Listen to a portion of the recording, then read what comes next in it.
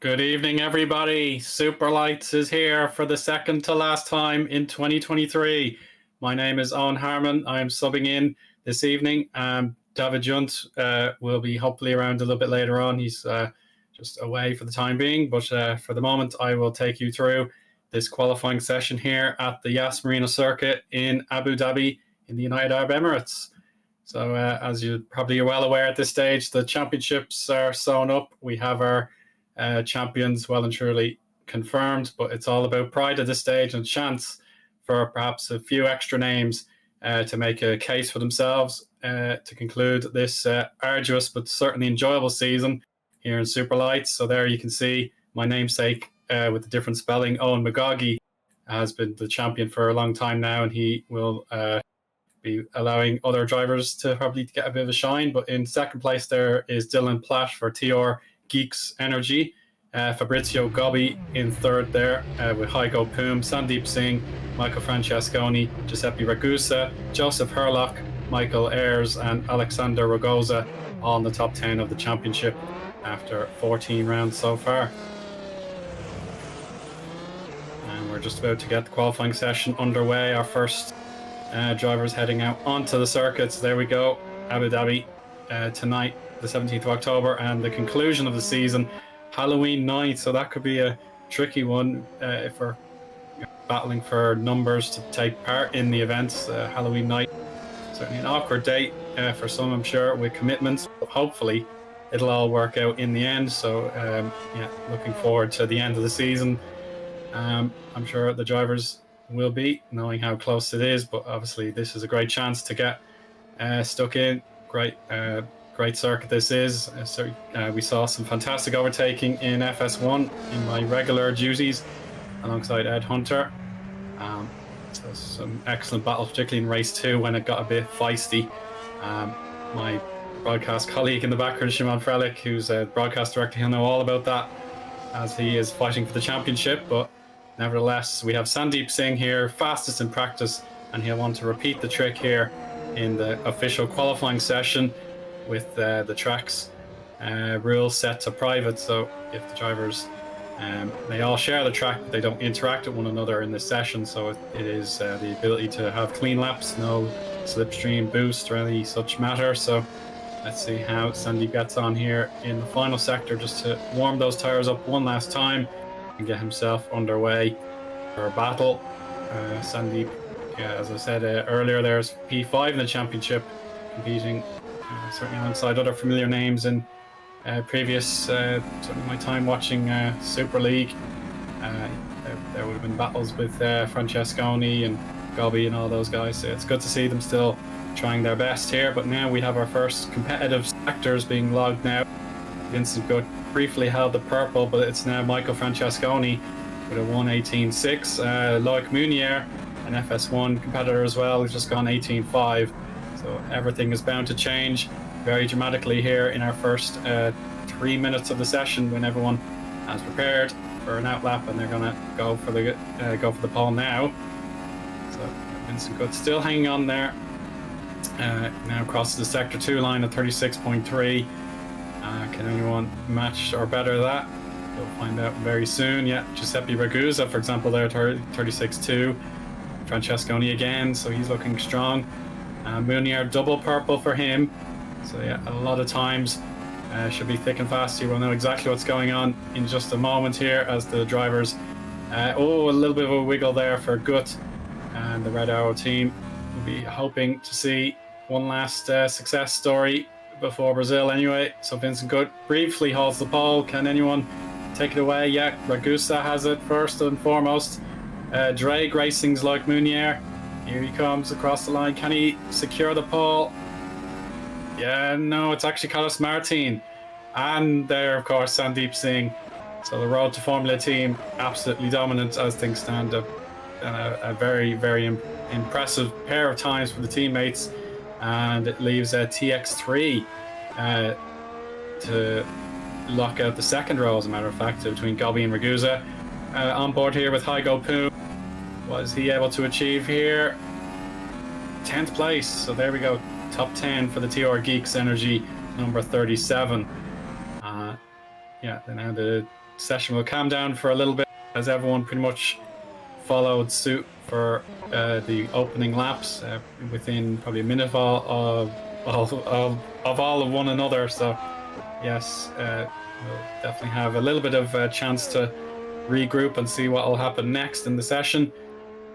Drivers probably trying to get within the top 10. For example, Shavin for Ballas Esports there, P11, just a second behind the pole sitter, but it's not enough to threaten Hygo Poom's benchmark that we just saw a moment ago. The other drivers in the point scoring position: Jan Sakura, Maxime Beaulieu, Remco de Zeeuw, and Tom van der Voort on the top 15. We have a replay for you here with Menno Klont, a Multiforce driver as well in FS1. Well, I'm sure everyone's familiar with Menno, and there's a small wiggle that certainly expanded into a giant one. The curb there on the outside at turn 9 is lethal if you go too far on the edge, and that is a perfect example why.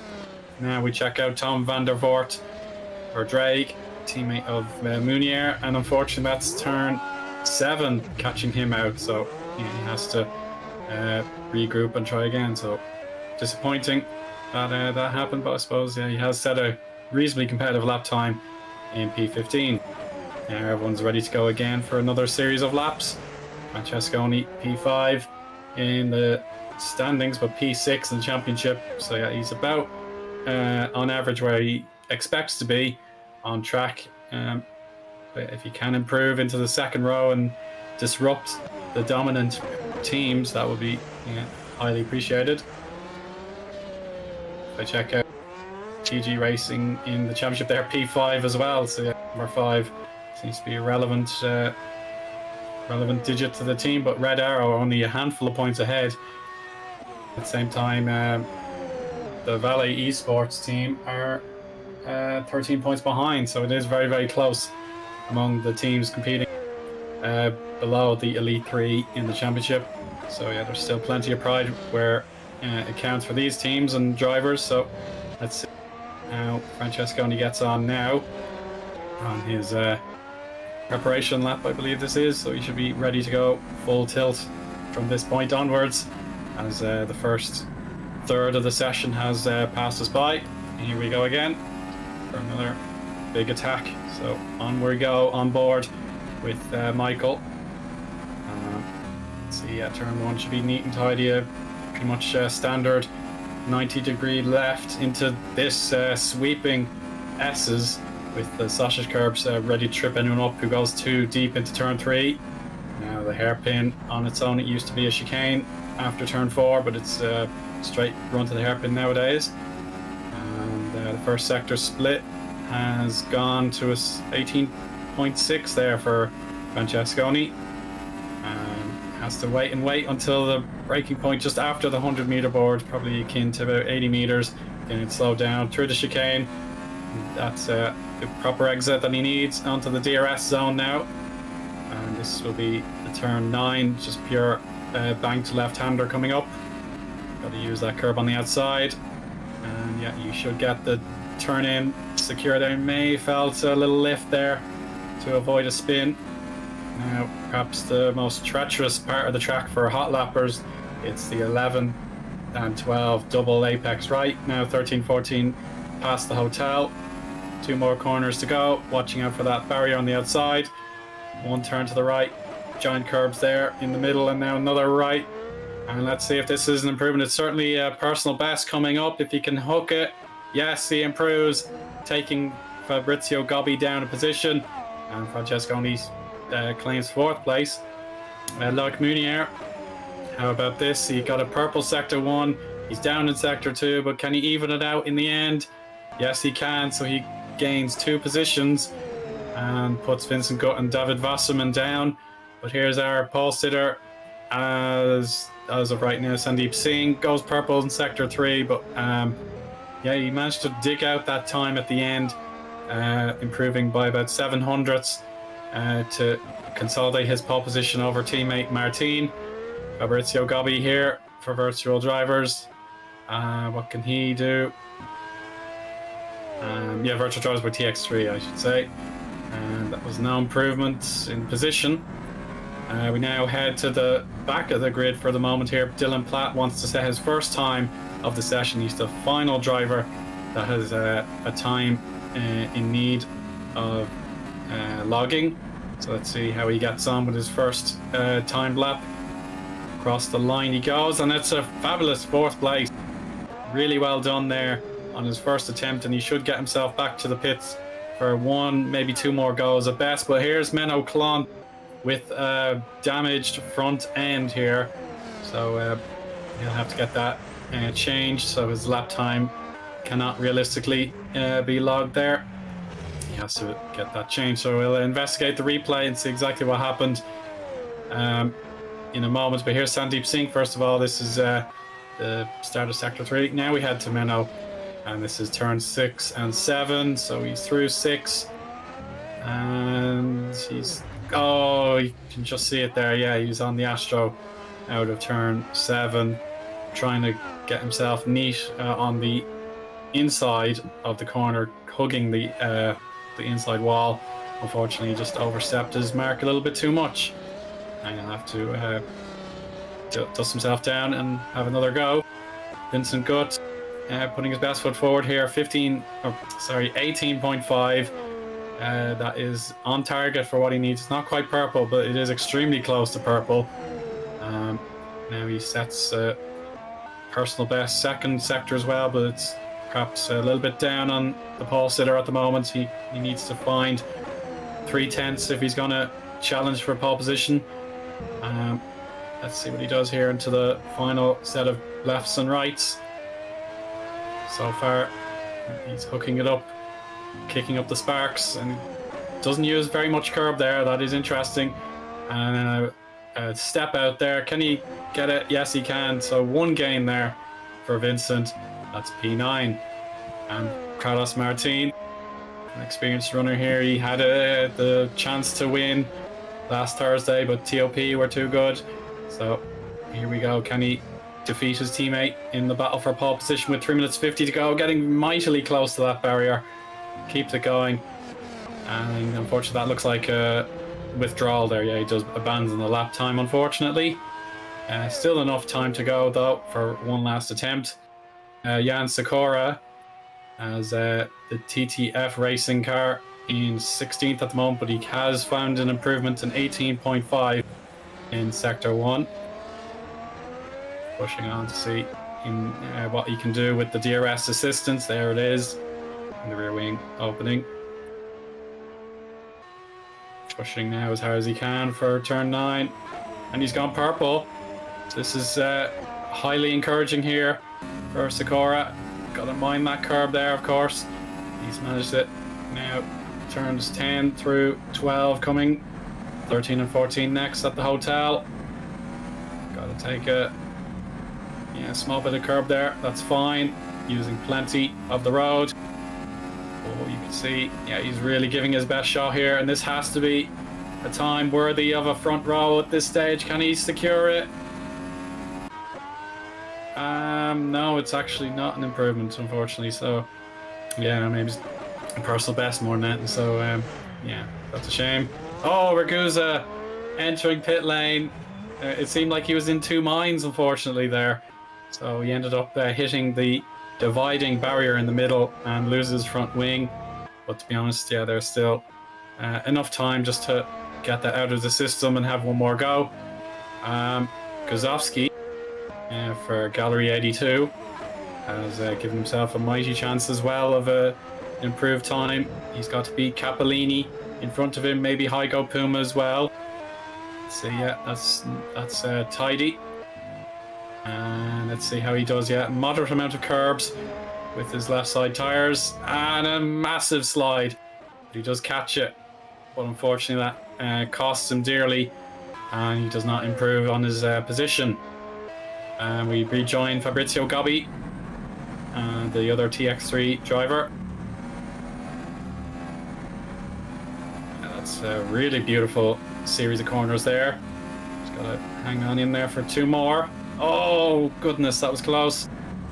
Can he turn it? Yeah, he has at least caught it, but yeah, sticking very, very tied to the outside of the corner, and he gains positions for P3. So TX3 have rebuilt their second row structure, I suppose you can call it. They have Gobby back in third place. This is a chance for Ragoza, for Gallery 82, to find an improvement. He's at the back row. Unfortunately now 129.3. That's all you can get so far. So there are more drivers joining very late into the session. It's all well and good, to be honest, as long as they make an attempt before the final warm-up. That's ideal, to be honest. So yeah, one shot qualifying for Ragoza, unless he has filled up the tank for a second attempt.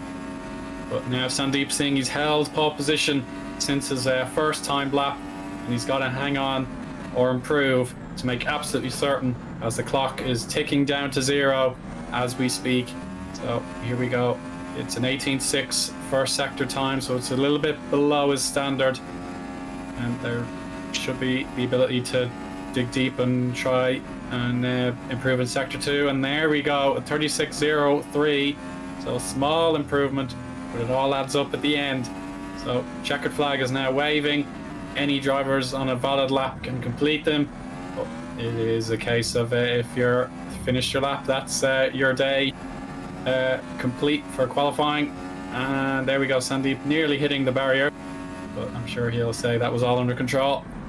Oh, he's missed the apex at the end. Yeah, he's going to throw that one aside. That's an unfortunate case, but he still has pole, unless his teammate Carlos Martin has something to do with it. Gobby is in the garage, or he's completed his lap, so he won't improve. Ragusa also in the background, will keep an eye out for his time. Similarly, Dylan Platt in 5th. They're all improving. Like Munier too. So lots more to come in the very end of the session. And Martin gets purple in sector 3, but it's not enough. It's still Singh winning the head-to-head battle in the team. Dylan Platt, though, he's going for it. He's absolutely on the case here. Can he secure the pole at the absolute limit? Oh, Heiko Poom's got second. Now third, because Dylan has done it. Dylan has completed a smash and grab job to clinch pole position for himself and TR Geeks. That is a very incredible job to nick it at the very end there. Well done to Dylan, and that will deeply annoy Sandeep Singh, losing that pole position he worked so hard to get, but nevertheless he has the front row secured. Let's summarize that session. That definitely took a late turn. Dylan Platt on the pole position, 1 minute 25.594, beating out Sandeep Singh. Heiko Poom, also a late call there for the TR Geeks team. They saved their best to last. Heiko there, P3, beating out Carlos Martin to 4th. Giuseppe Ragusa and Fabrizio Gobbi, teammates for virtual drivers by TX3, 5th and 6th. Michael Francesconi, Vincent Gutt, David Wasserman, and Loic Munier have the top 10 in their command. The remaining drivers for 11th through 20th are Francesconi, Muzaitis, Sikora, Capellini, Gazowski, Kroll-Shavin, Van de Voort, Beaulieu, Dezeu, and Klont.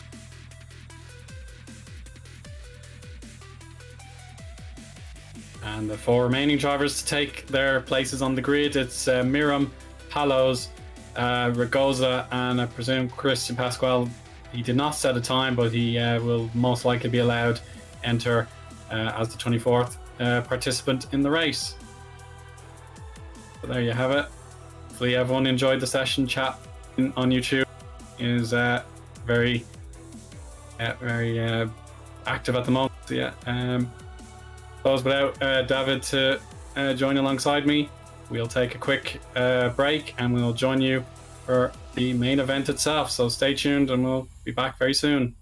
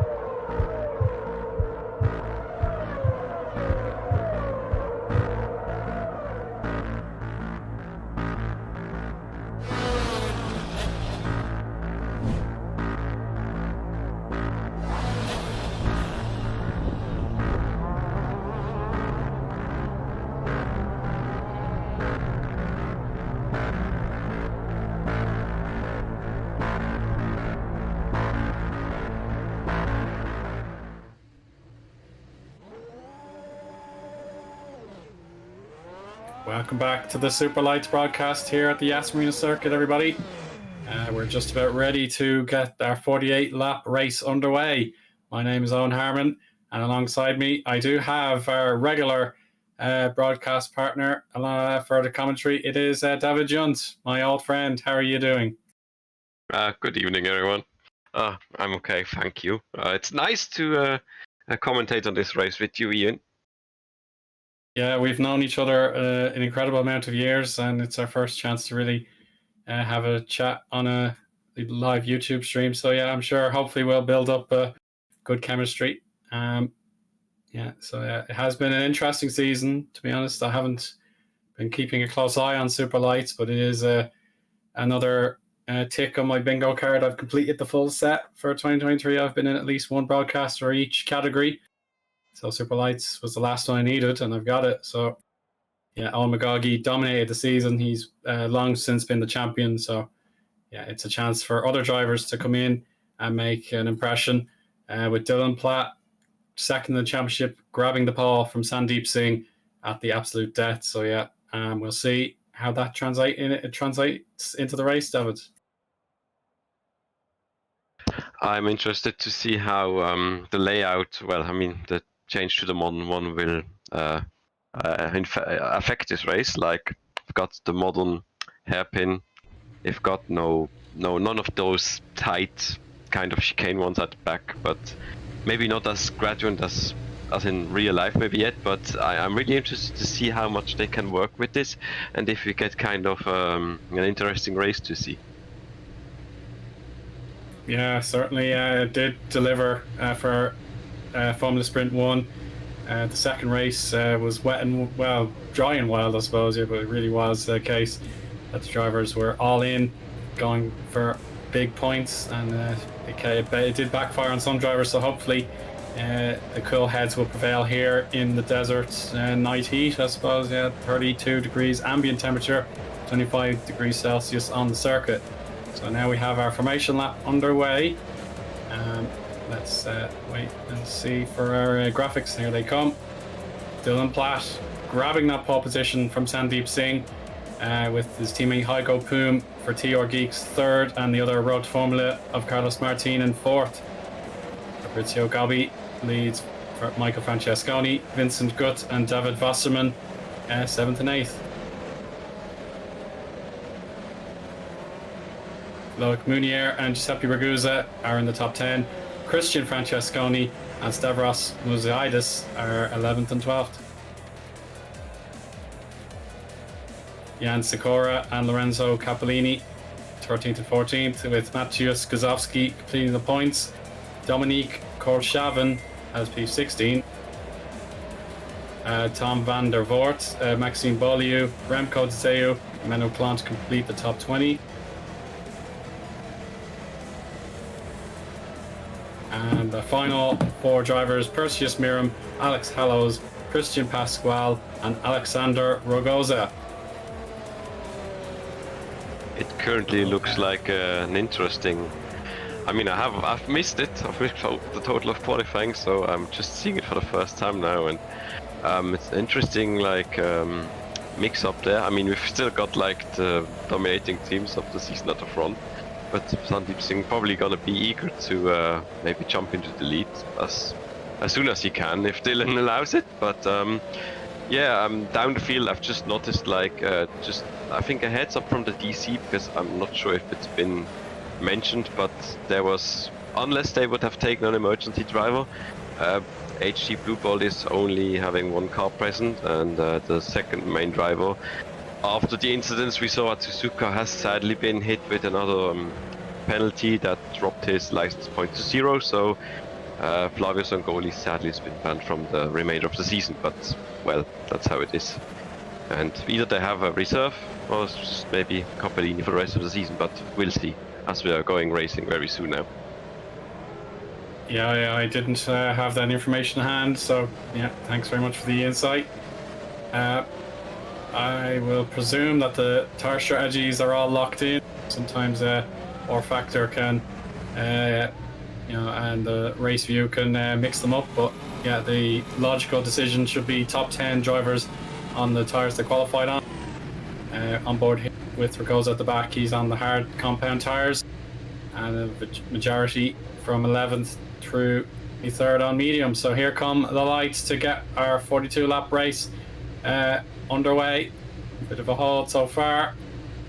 Let's see if everyone is set. You go. Crucial run down to the first corner starts now.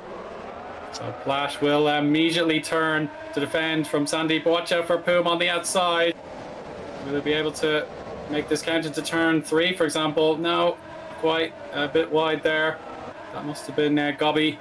He'll rejoin, hopefully, avoiding Vincent Gutt in the process. And Wasserman and Munier getting side by side here. Into turn 5 they go, David. Any signs of trouble?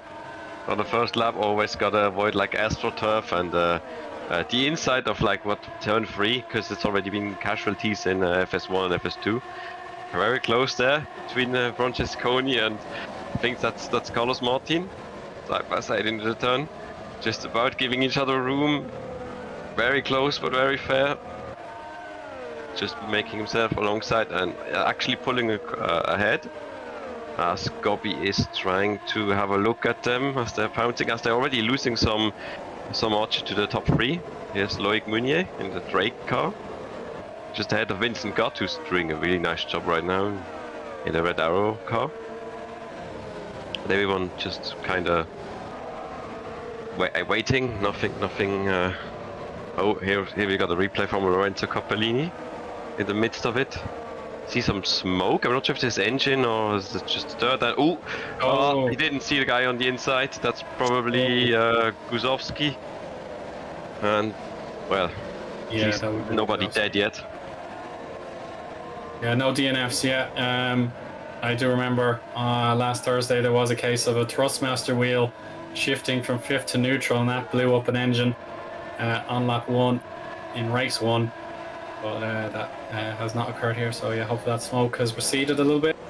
But now we're underway with lap 2. Sandeep Singh having held the pole position for over 15 minutes, but didn't clinch it as Dylan surged in at the absolute last second. Here we go. It's a little bit too early perhaps to have a lunge. DRS will be enabled next time by.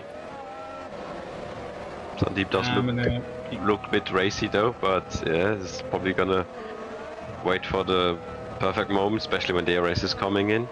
As there we've got Maxime Boulieu in, which I'm not sure if it's like his, looking back, if it was his first appearance now, but it's nice to see him here as well.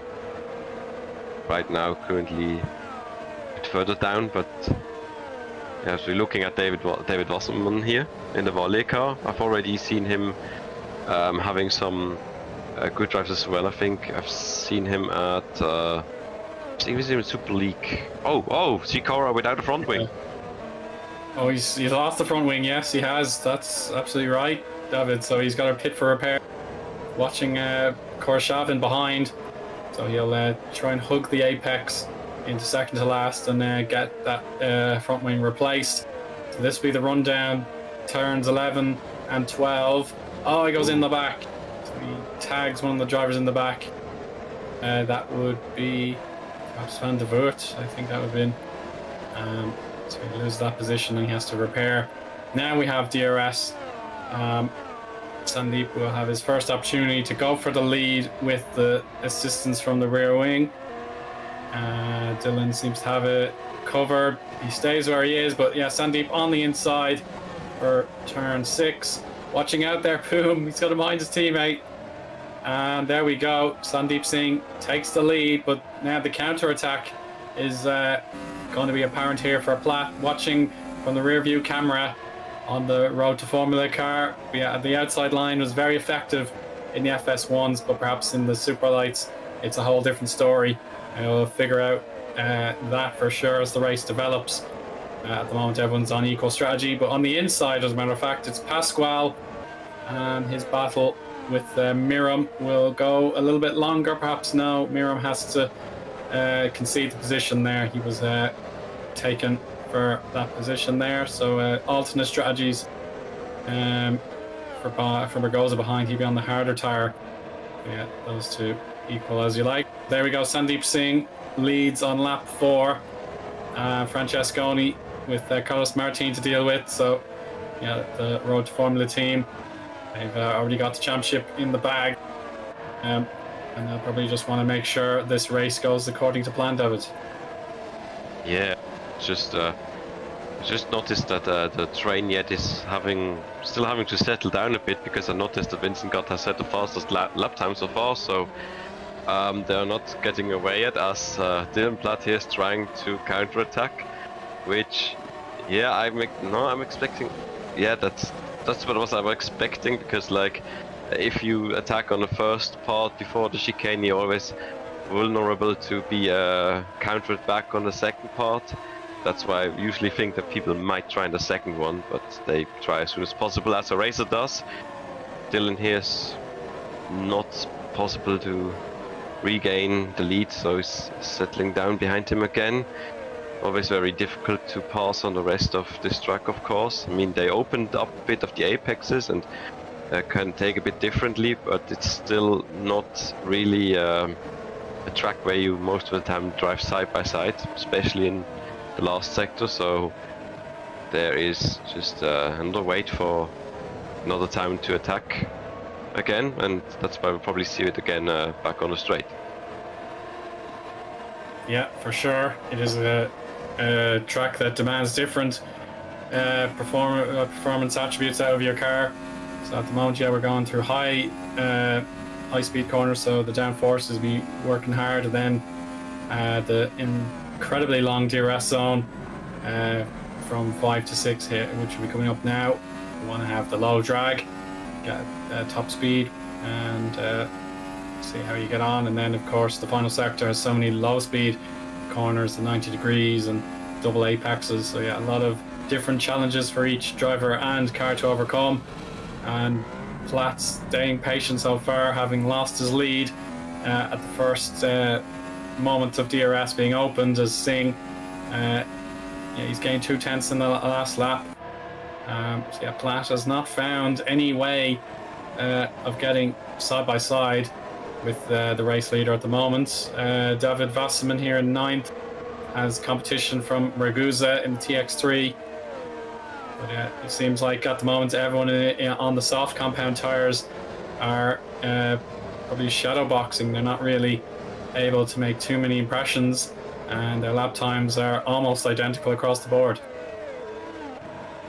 Yeah, I'm impressed here by Wasserman's form. I mean, not seen yet far, but I'm liking that we've got another one that is taken so easily to the series, like top 9 for Barley right now.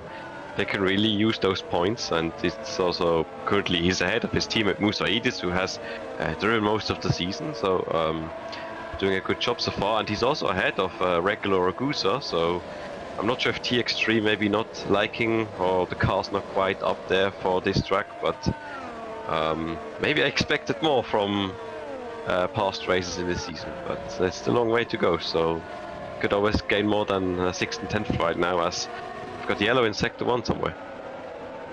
Oh, Alex Hallows has retired from the race.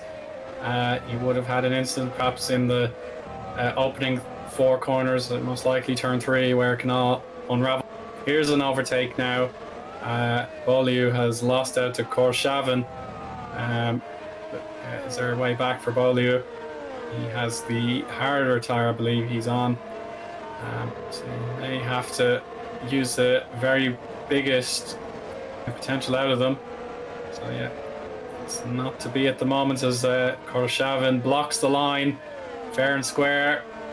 He wants to follow the ordinary racing line here, David, and that pays off. So let's have an action replay and discover what happened to Alex Hallows.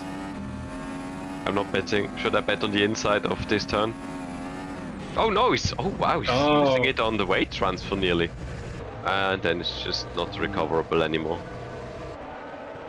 No, it's more common to see the cars pushing too hard, getting onto the sausage curbs, and then being launched in those sort of blue zones, the runoff area, and hitting the wall. But yeah, that's the case. His turn in for the right-hander, yeah, just immediately gave up on him, and his ability to counter-lock it didn't make a difference, and that ended his race on lap 5. To been maybe lap 6. So yeah, there you go. Unfortunate end for him.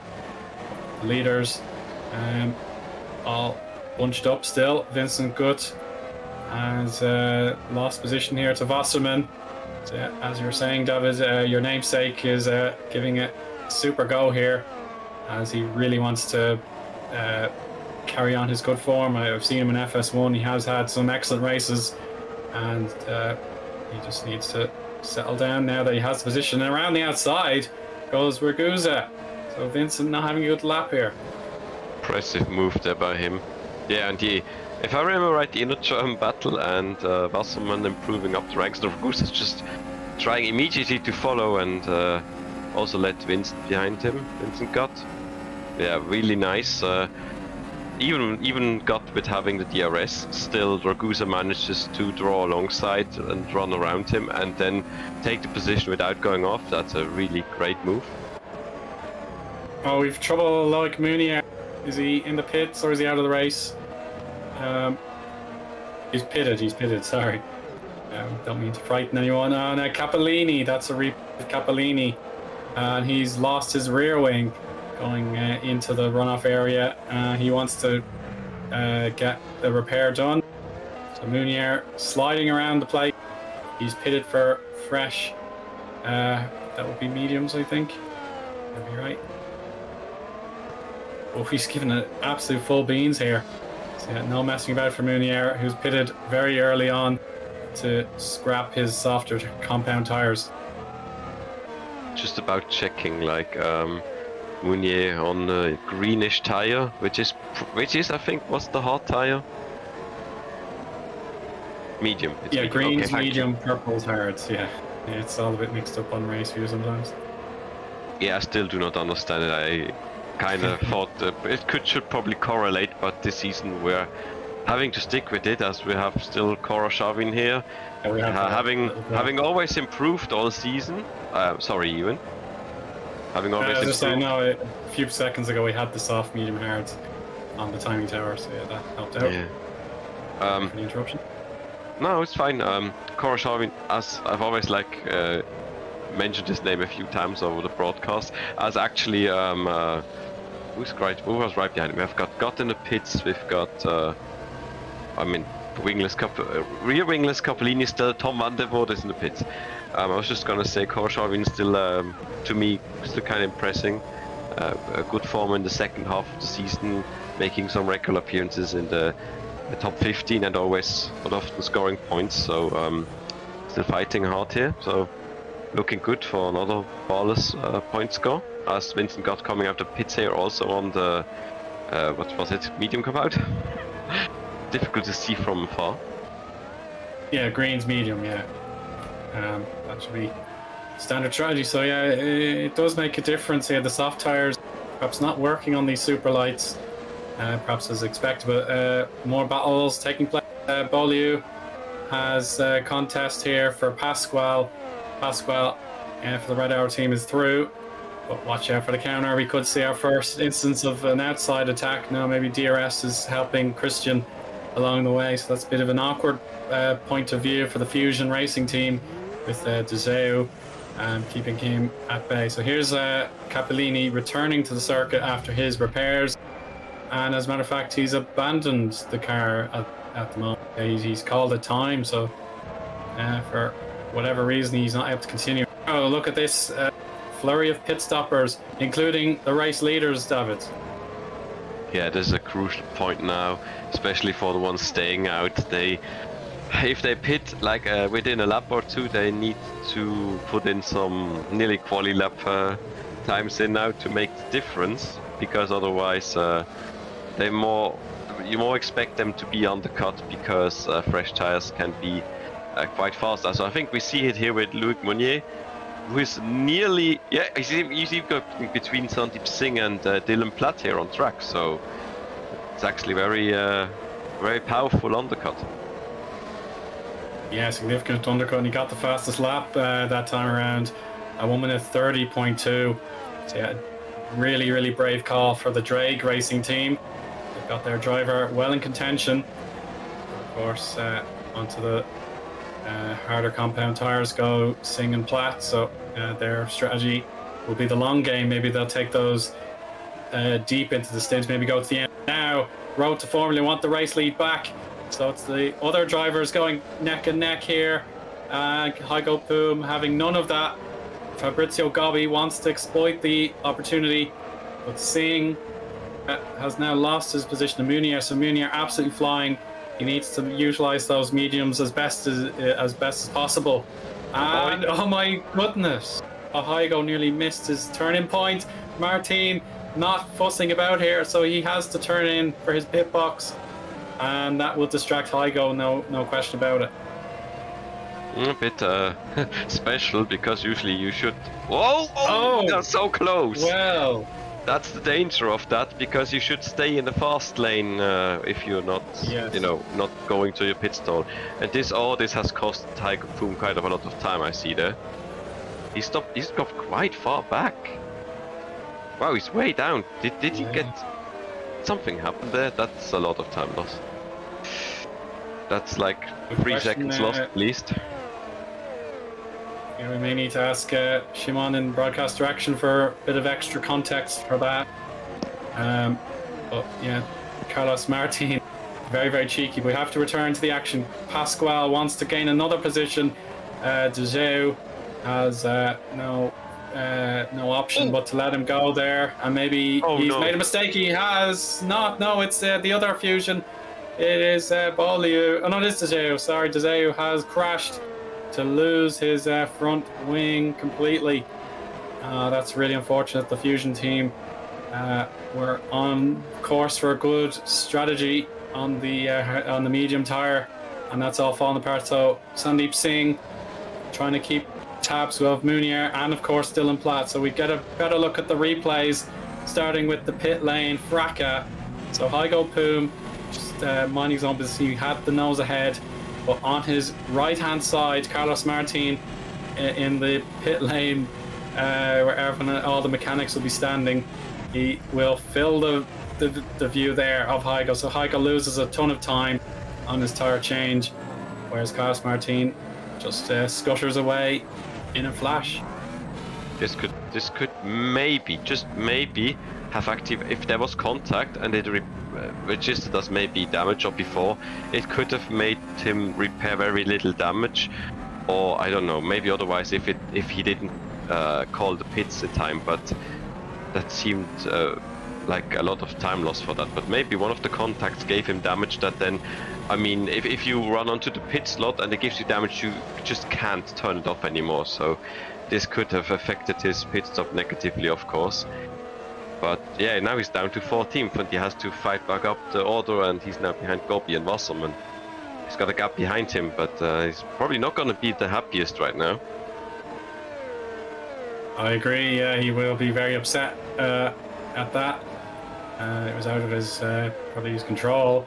Pasquale has lost the position there. Korshavin just carries on with excellent conduct so far. So P2 there for Korshavin. Here's a replay of Francesconi for TG Racing, and unfortunately another snap in between turns 2 and 3. The rebound sends him into the wall on the outside. He has to pit for repair. Gozowski down the rear of the pack now. We'll see what might have happened here. That looks like connection issues. A bit of lag issues for sure. And finally, we have a look at Pasquale. He will be now in the pits. Ooh. So, he actually must have hit. Yeah, he hit Korshavin. Lost time and rebounds. So that's Munier in trouble. Sandeep Singh having to take the other option on the inside. And goodness, we've missed a lot there. Unfortunately, in the wall, another car goes. So let's check out Sandeep Singh's point of view. So he would have come up blindsided by an accident here. So you can see the barriers are blocking away. Now you'll see the car. And he just tries to rejoin. And Sandeep jinks to the left to avoid contact. And now side by side with another car. Big chaos. Yeah, that's a huge moment in the race. We just turned to replays as that happened, unfortunately. Yeah, I'm gonna say it. That was. I know what Pasquale wanted to get out of the way and get going, but he should have stayed stationary there, not moved. That was sadly terrible rejoin or attempt to get back on the in the race, and a lot of people paid for that. And I think this has now both. Was someone there to try to get alongside Boom, and both losing a lot of time. That's quite far back. Yeah, that Constantina effect. No. Yeah, that's too far back, I'm afraid, yeah. I can understand it, but it's also that was not gonna work, and Tiger was already focusing on the turn. But I was just gonna say that this has now, I think, put both, both TG cars, both Francesconis now either have lost the wing and have had to repair damages, so they're kind of at the back of the field now, as we see. Now the kind of fight for P1 as we nearly 3 wide there. Sandeep Singh trying to hold the place against Dylan Platt as they overtake Musaidis, and he's braking late, so nice, and he's got it. But Sandeep, nice. No. Attraction issues, so Sandeep is getting back in it, and they're still side by side. Yeah, and this is the worst for Dylan because he's no DRS. He would not have been in the behind, and the activation point 4 wide for a moment there. And it's second place for Ragusa for this moment in time. Platt hangs on, only losing 1 position. So, yeah, Ragusa, he's really finding time now on the fresh rubber. Whereas Mercedes, he's gone long in the stint, 13 laps on these tyres, so we'll be 14, of course, coming up. And there we go, Mercedes doesn't want to get involved with this lead battle when his strategy probably needs him to just hanging in there. And wide for Martin. He's not taken the apex correctly, but he has gained the position. So Musaidis for the Valley Esports team, he is just in that awkward point of his strategy where he just needs to keep going at all costs, and if someone needs to overtake him, they will do so. See, it's already wide, so Martin you would have thought he missed the apex, but as a matter of fact it was a genuine overtaking move. Menno Klint, could this be a crash out of turn 9? The curbs, yes, it will unsettle his Bala's car, and that puts him in a sort of parking zone there. He has to rejoin the track with damage and repairs on the way. It's all happening just at the same time. I've known this curb was a bit of an issue for if you get on it Mick Schumacher style at Cheddar, then there's no return, and the car just spun under him, and now he's having to repair the damages. But now with the front, Ragusa with his another attempt, and as Vincent Gott is doing the absolute same here around Musaidis on his old tires. Gutsy move by him. Yes, yeah, how about that for Vincent? That was what I'd hope to see, a move on the outside of turn 9, and that's a perfect example. But again, Stavros's his head isn't in it. He just needs to carry on. Yeah, so a little bit of contact, but thankfully the red arrow carried on, and the valet car also did. We check out Gozowski again here. So Gozowski, he's on this AstroTurf. The AstroTurf there on his hard tires, so you have to be careful of those, keep them going. And now the teammates for Valet are together. These will be team orders, I presume.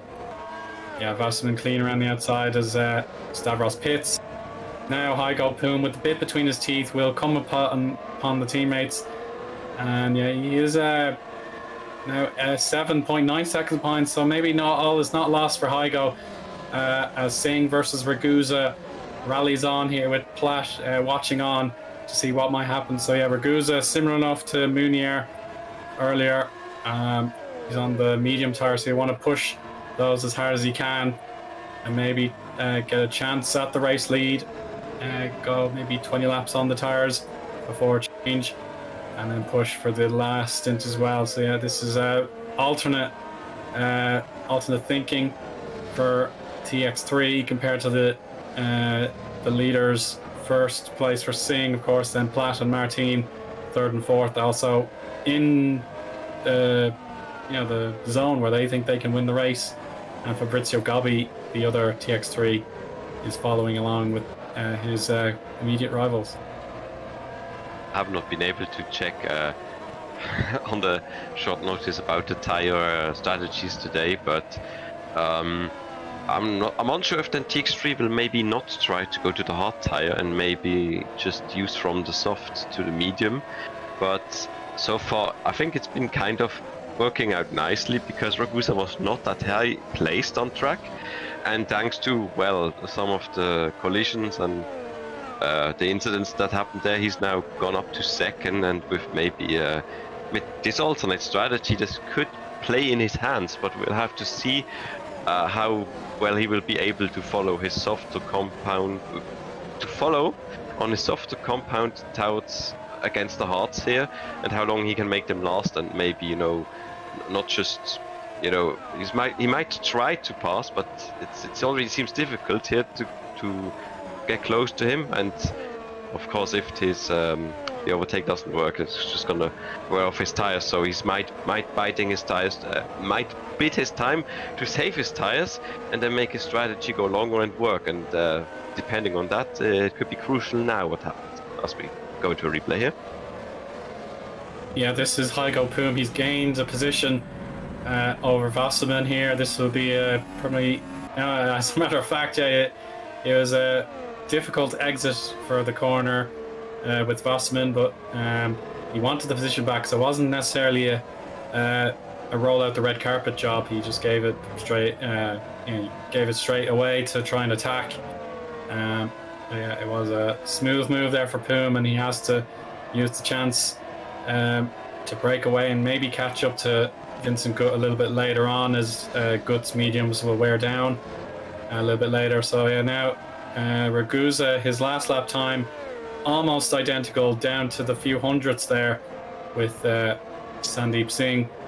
Yeah, Dylan Platt is probably just taking the chance to, now you can turn up the wick a little bit and go follow Ragusa. But yeah, at the moment it seems like Ragusa has not been able to capitalize on his mediums compared to the hards. So yeah, it is a little bit panicky now if the idea for Giuseppe is to take the lead and push. It seems, well, right now it seems more like he does not, and he's gone to, well, again, in more of a safe mode.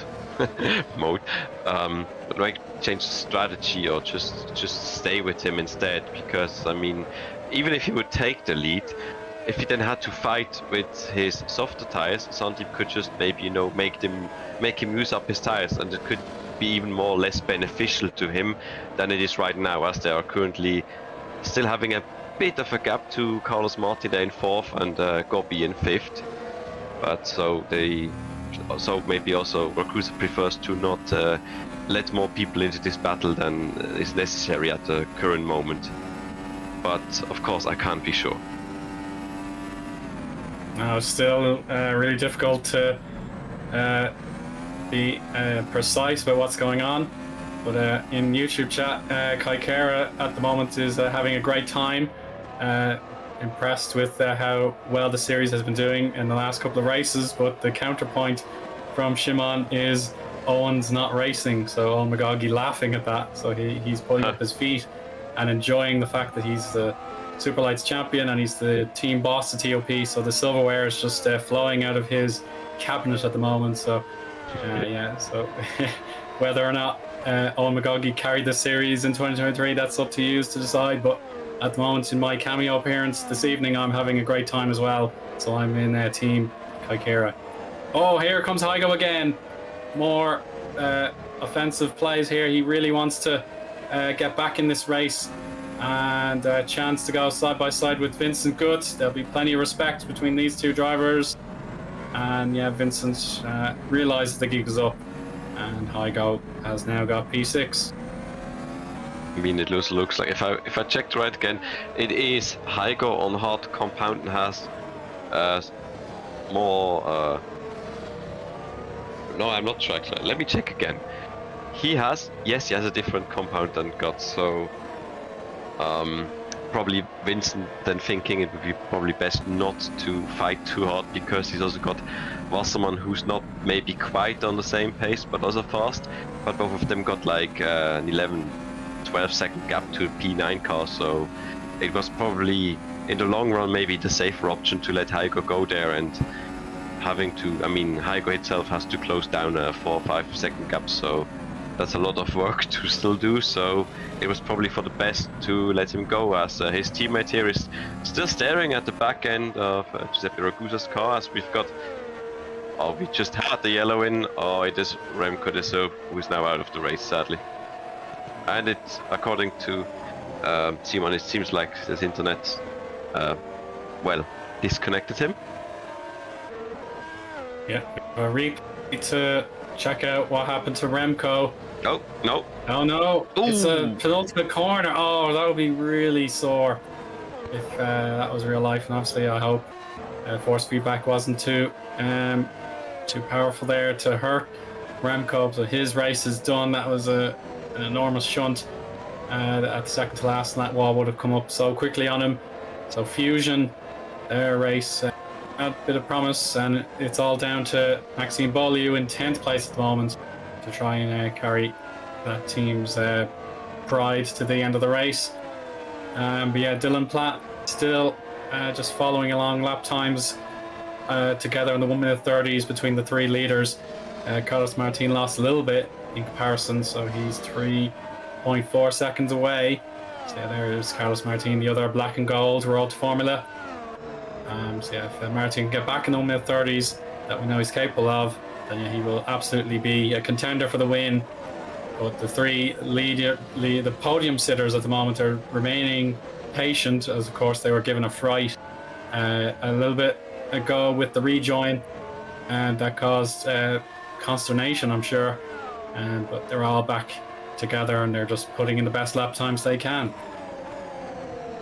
Front three are doing like clockwork lap times. They ended 30.8 last lap, and from like the top 6 it was only Gopi that could keep it up, but he's still behind Carlos Martin, so the top 3 are a few tenths, as you said, quicker, and slightly extending the gap, as we've got Stavros Moussaidis here in 12th, making his way back up the field after his late stop, which surprised me a bit, even though he was on a harder compound.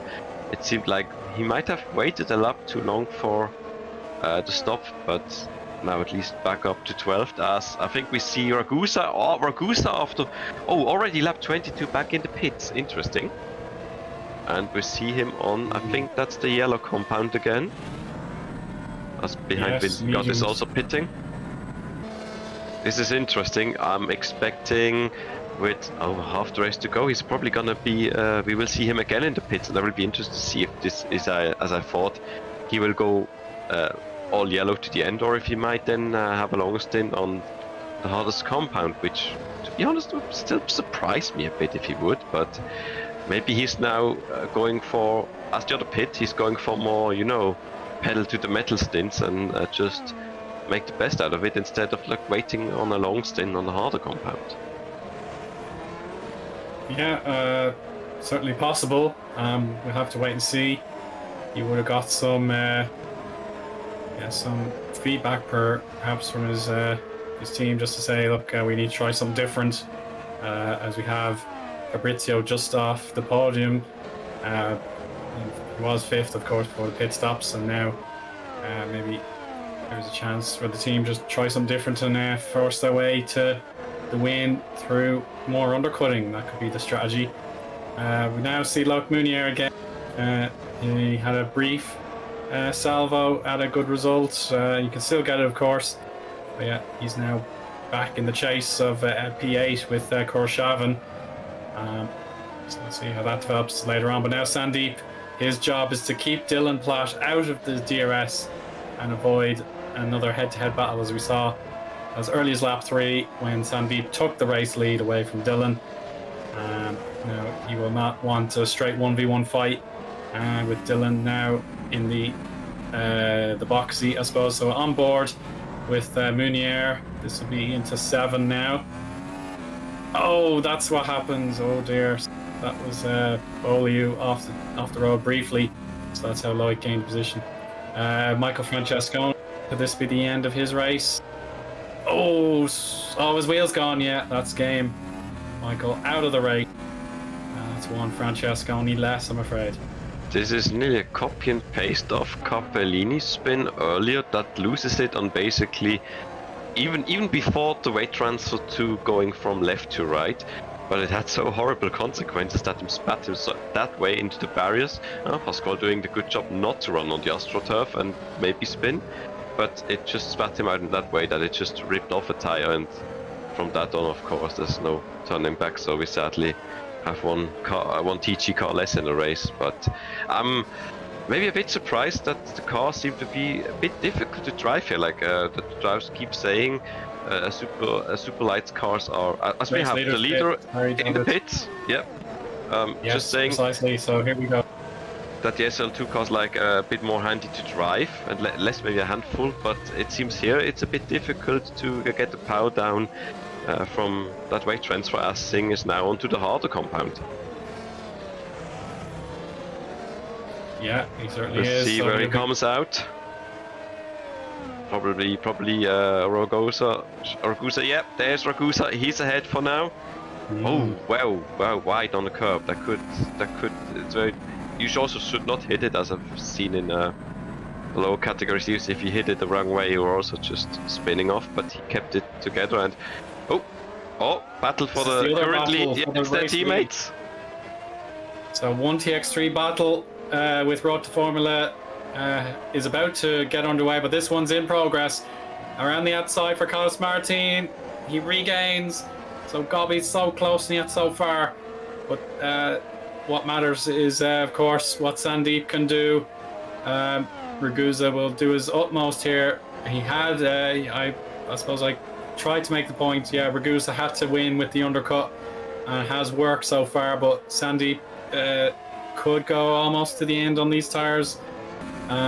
Yeah, it seems like the drivers are just willing to keep moving with the aid of the pit stop. So there's the move that Gobby attempted. It did get him through, and yeah, he had the DRS move done, but now it's Carlos's turn for DRS, and he'll vault his way back ahead before turn 9.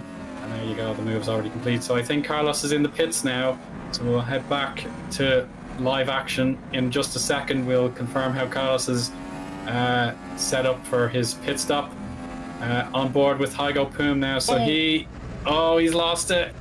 All that work to try and recover his race, that will be another 5 or 6 seconds gone, unfortunately. So here's Carlos, he's on circuit P7.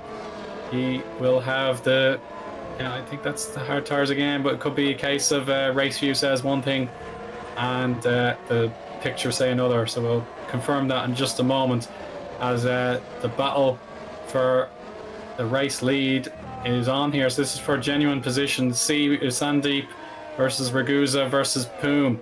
So Poom may want to cool down his tires for a bit, but he's got to watch out because Sandeep will want the move as well. Here they come, David. I was just a bit worried that the car understeered each other. Oh no, not on the curb. He just kept it. Good lord. But man, getting me grey hair here. But yeah, Hygo, of course, I think his pit was probably soon, because these tires look like they're probably they age a lot if you spin it like that. So there's probably not a lot of grip. And the thermal deck is quite big, as Ragusa made the crucial passage inside, and Sandeep Singh just trying to follow here, just avoiding touching Poom's rear tire as he makes it past and just on the curb. I was thinking it was not that far off onto the curb, but it's nearly caught him out anyway. As here's Ragusa, accelerated 2 car. Is it also? No, pit stop. And losing it. Oh. Well, I guess the DC will not like it that much, but I mean, he was gonna go pit either way, I guess.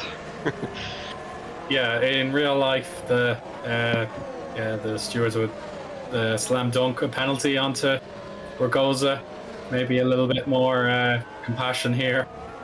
We'll have to confirm with the rule book. Yeah, he has all 4 tires outside the white line.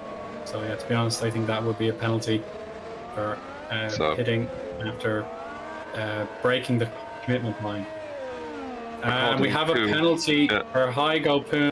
He has sped in pit lane, so his night goes from really frustrating to downright aggravating. That is so upsetting. And TR Geeks, they have to resort to Dylan Platt really. So let's go back to the action, see what happens. So Hygo does catch it, so he makes the commitment line, but yeah, that looked like I see, he didn't have the limiter on, so he accelerated way past the speed limit, but not thinking, because he expected his limiter to be on. So that's desperately unfortunate. He thought he could put full throttle on under the speed limit, but his limiter was off, so that's what caused him the speeding penalty, and it is a clear as day penalty. The limiter didn't work. TR not having the greatest day so far, at least for one of the drivers, as Gopi has rejoined the race after pit stop, and he just managed to get back out in clean air ahead of Vincent Gott, who could maybe still get him on a DRS pass. As we're back to the nearly front of it, and we go back to Vincent, who of course, as I said, he might do it here. It's really jinxing right and trying, although the inside will be shot tight there. Yeah, not enough space given. As we go back there to Sandeep, who has now taken the the real lead, as Wasserman is still out there. I suppose it will be the net lead later on, but for the moment, yeah. With Wasserman going long in his strategy, 17 laps on his current tyres, but Sandeep Singh will become race leader at some stage, as Ragusa could not defend any longer. Christian Pasquale has overtaken Maxime Beaulieu, and there we go, right on cue. Wasserman takes to the pit lane, and now we have a battle for the race lead once again. So Ragusa losing that lead, he worked hard to achieve with the undercut, but yeah, his stint is probably halfway done if he follows his previous pattern. So this is perhaps Dylan Platt's opportunity to overtake the TX3. Maybe this is like Sandeep Singh's call to, okay, now I'm done playing, now I will drop you. And as I'm still expecting that all of them pit once more, since especially when I see him increase the pace, that I'm not expecting them to complete more than 20 laps on the hard. So I might be wrong, but I'm thinking they will probably pit once more of them. So that might be, as I said, the point where Singh is now putting the hammer down and try to drop them, but Ragusa is still keeping within the DRS zone, so this will be a difficult task. And there's of course still Dylan Platt just waiting there for either to make a mistake or keep battling so he can profit from it. Yeah, and another driver that we need to pay attention to, it's Fabrizio Gobbi on softs. He's set a purple sector 1 and a competitive sector 2, but Wasserman has come across his teammate again, Stavros Mouzidis. So I'd expect Wasserman to be given the priority there. I'll keep tabs on that. But here comes Gobbi. This is a competitive lap for new purple, with 20 to go as he will cross the line in just a moment. So let's see if he does break the new fastest lap threshold. Yes, he does. Yeah, 1:29.1 is now the fastest lap. That is a second quicker than Sandeep that time around. So yeah, no question that Gobbi can keep this up, and if he can keep it up, he will be a contender for the podium. This is Korshavin coming to a stop. It could be a hardware fault, or maybe just letting the teammates through. Maybe, yeah, it could have been the case of problems, and he just wants to let the drivers through or something. I don't know for sure. And now this is probably when Dylan Platt, he's been just holding the cards to his chest, David, and maybe it's his chance to go for the attack with Ragusa gaining again on Sandeep. Yeah, it'll be difficult again, like as I said. So you always want, like in the train, as you back to like when you're here, 9th, fighting with Jan Chikora for the remaining TTF car. Loic also on the fight back, still well within the top 10 right now. Very difficult, of course. Like, I can still understand that it's not always favorable to actually lead the DRS train if you don't really have to, or if you can't drop the car behind you. So there's more of a stalemate at the front in some way than rather fighting hard for it, as kind of nobody would really profit from that except maybe Carlos Martin in 4th, who would probably like to get a bit closer right now. But of course Sandeep can't help him with that, so he'll have to catch up to the top 3 himself, which, if you're looking at that, currently Carlos Martin is driving. Yes, he is a bit quicker, like 3-4 tenths, so he is catching right now.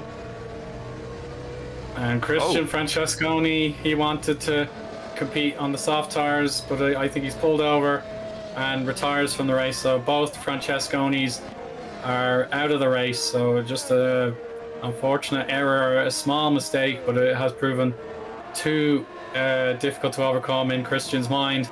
So he does decide to retire, and that leaves us now with that should be 19 runners in the remaining in the race. Yeah, 19 runners to go. Menno Kalanta lap down at the moment.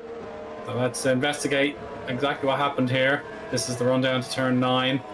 He's on the outside. Oh goodness me. That was so close. I think he reacted to the kind of, Perez Miram here. He's a lot. Wow, he kind of didn't expect him to be alongside him there. And then he nearly pulls into him, and Francesconi looks like he tried to evade him, and then he completely lost the car, since I think DRS was still kind of active, so could have destabilized his car at the wrong moment, and then he just went flying. So maybe a bit poor by looking back by disconnection. Yeah, Kozowski disconnects from the race, and he's gone. So that leaves 18. So yeah, just another peek at the replay. There was a bit of contact, Miram's front right and the back left of Christian Francesconi. And yeah, Christian, he needed those soft tires to be spotless. Unfortunately, that spin was just too much to bear, and he can't continue. So there we go. The ability to just persevere could come into play a little bit later on, because at the moment, Hygo Poom struggling along today. He still has a championship point to his name, but Miram, Van der Voort and Klant, if they can hang on in there to the end, maybe they could celebrate a point at the end. So yeah, we'll see how those drivers carry on, persevering at the back.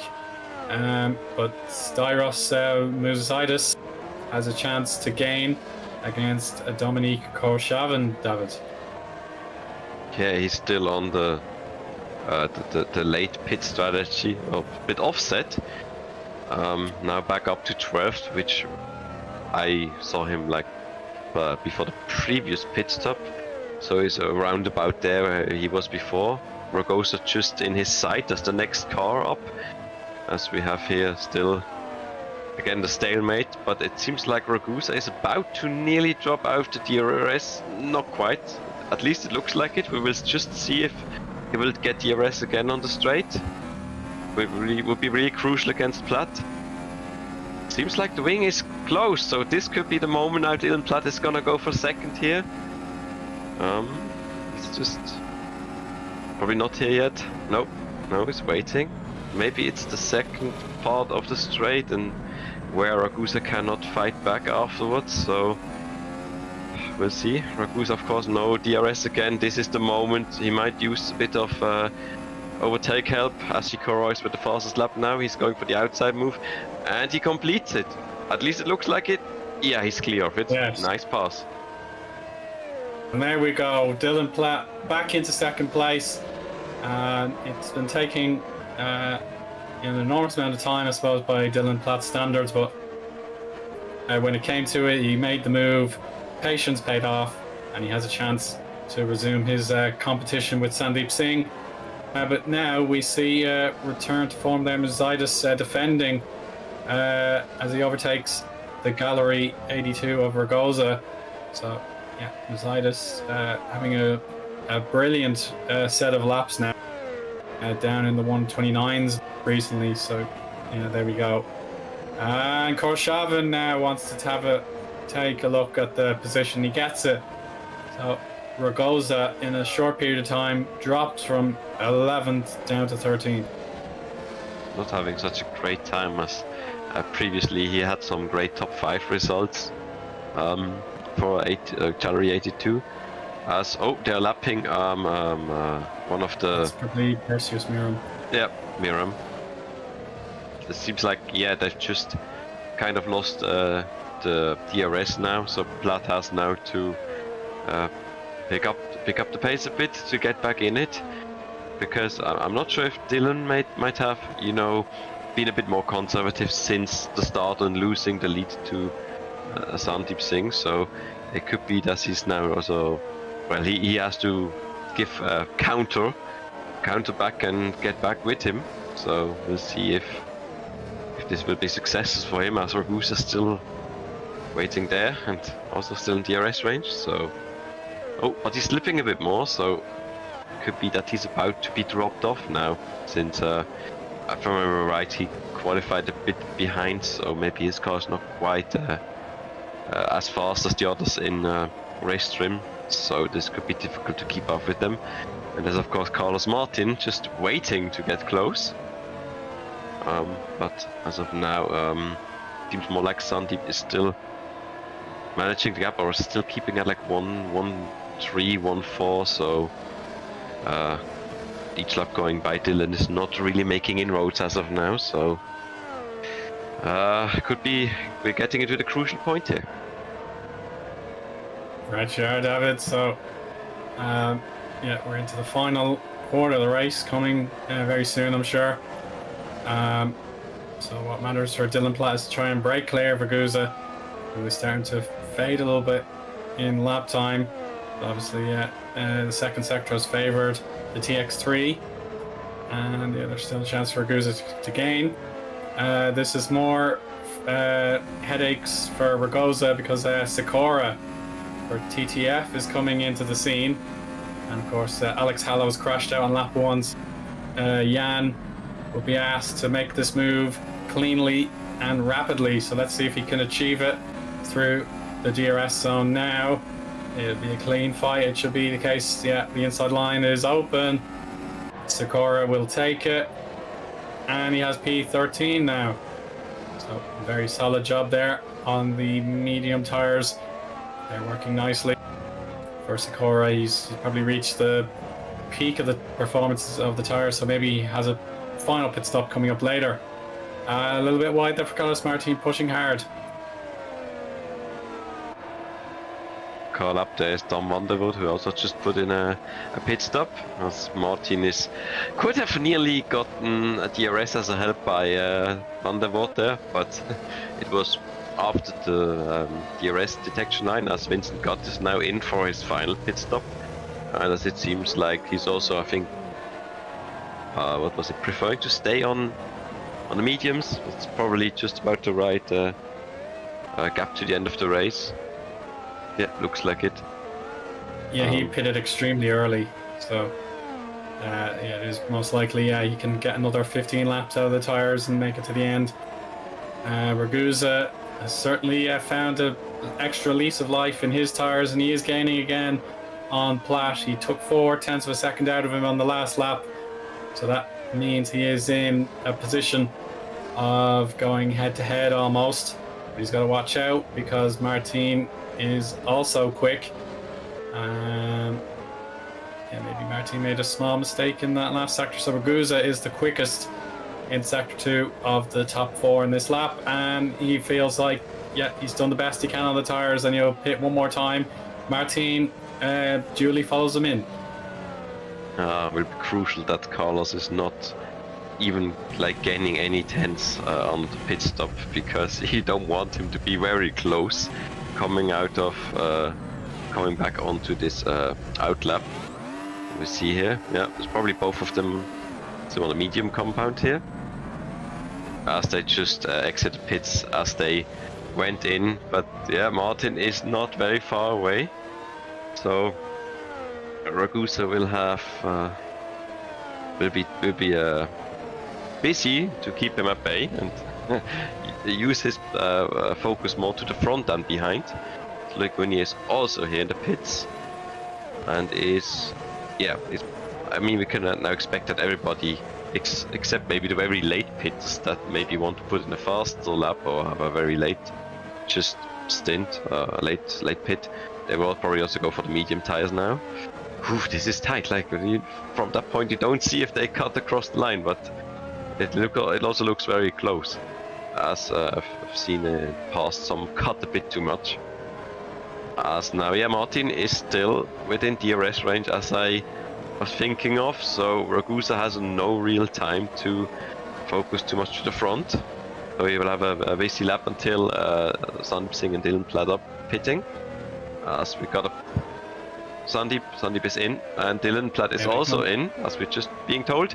As we have a three-way fight here for P9, Maxime Boulier will order three-way, and Sikora goes just to the inside of both. No, he goes too wide. On the curb, he was too deep, he was too fast into the turn.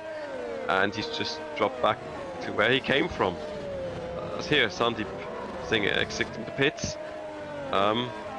It's Platt's quite a far away now.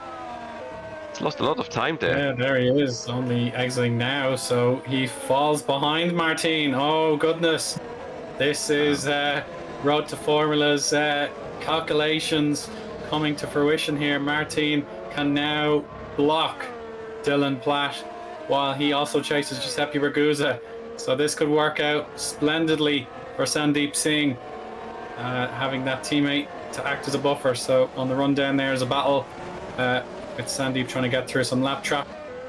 There we go. It's going to be tight, but Martin, yeah, this could be the chance where he can use Ragusa's slipstream to help him along the way. Dylan still to get heat into his tires. Yeah, this could be really, really useful in determining the outcome of the race. But Fabrizio Gobbi, he'll push those softs as hard as he can while they still have performance in them, and yeah, he's seen the conclusion of those tires and he'll pit. So Sandeep Singh will almost certainly be back in the lead as Wasserman goes along yet again. Interesting that Wasserman was so late to pit, but I mean that seems to have been his strategy so far, but he's not doing too badly, to be honest. I mean, I was imaginary already thinking myself that Sandeep Singh is kind of rubbing his hands together here, as he has, well, nearly clear air, but all his rivals and, well, his teammate within them, they are basically on top of each other, and they're very likely to fight rather than, well, directly catch him, as they will have the back marker. This is, I think is it Menno? It must be Menno from the gaps. So Menno makes a nice way for the front of the field as they're coming through here. Meanwhile, Sandeep Singh has caught, I think this is Musaidis in. Oh, this is, oh, of course, sorry. I kept thinking Wasserman had a bigger gap, but no. He caught him on track now and going into the net lead by himself anyway. No need to wait until the pit stop. As we have here, Martin is now. Did he take third or was it just third? Perfect. So we've got nearly soon 1-2 for Road to Formula, I'm guessing here. As something happened to Ragusa. He was just traction loss into that. Oh, nice. Beautiful. I was lighting. Beautiful. That's a rallycross driver's dream there. But obviously those hard tires, hopefully they still have a bit of performance in them. Let's check out Martin getting the position on Giuseppe Ragusa. He really does have that overspeed on that second DRS zone. And Road to Formula, their supremacy continues here.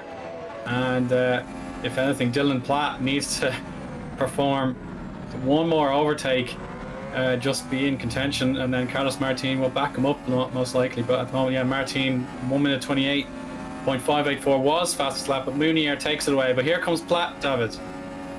Yeah, so it looked like both either on DRS or push to pass, but nearly even out. But in the end, Dylan on the brakes gets past, forces his way more or less through, and now he's trying to take second from Carlos Martin and try to get away from Ragusa, of course. And down here, near the end of the top 10, we've got Loic Mounier taking the place from Musaidis, if I see that right. So up to 8 for him. Also another good display, like Drake really needing those points. And Christian Pascal just now, after his pit stop, is ahead of Heiko Poom, who's, yeah, he's having a so-so race right now. Like, he's dropped him far down, and on his tire strategy, of course, Pascal is now way quicker and taking the place away from him. Yeah, there's almost no way to defend that for Heiko. Let's see how else he can develop. Yeah, as you can see, Ragusa is definitely throwing everything he can at this, but he's got to be careful. He's fallen a good way back on that lap time. His third sector went awry, so he needs to stay in the DRS zone to remain in contention for the podium. But this is no question about it, Martin's job to hang on to second place for not only Road to Formulas, ideal weekend to avenge what happened in qualifying, but of course Sandeep will need every advantage he can take to make sure he guides this vehicle to the victory. And more pushing here. Dylan now showing his big swings now. Can he unsettle Martin? He'll go the long way around and he try a little bit of switchback, but Martin has it covered. Yeah, no way past here. Martin still got good handling, good grip on the situation so far.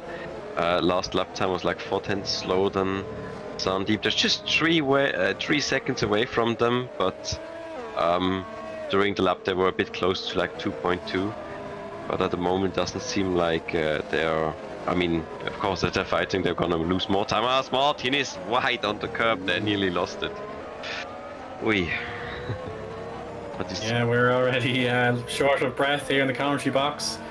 And Carlos Martin will be really anxious now. He's done a credible job here to get the position to guarantee the lockout of the first and second positions. But now, if he's pushing too hard, the tires will start to give way towards the end. So yeah, gotta hang in there, Carlos.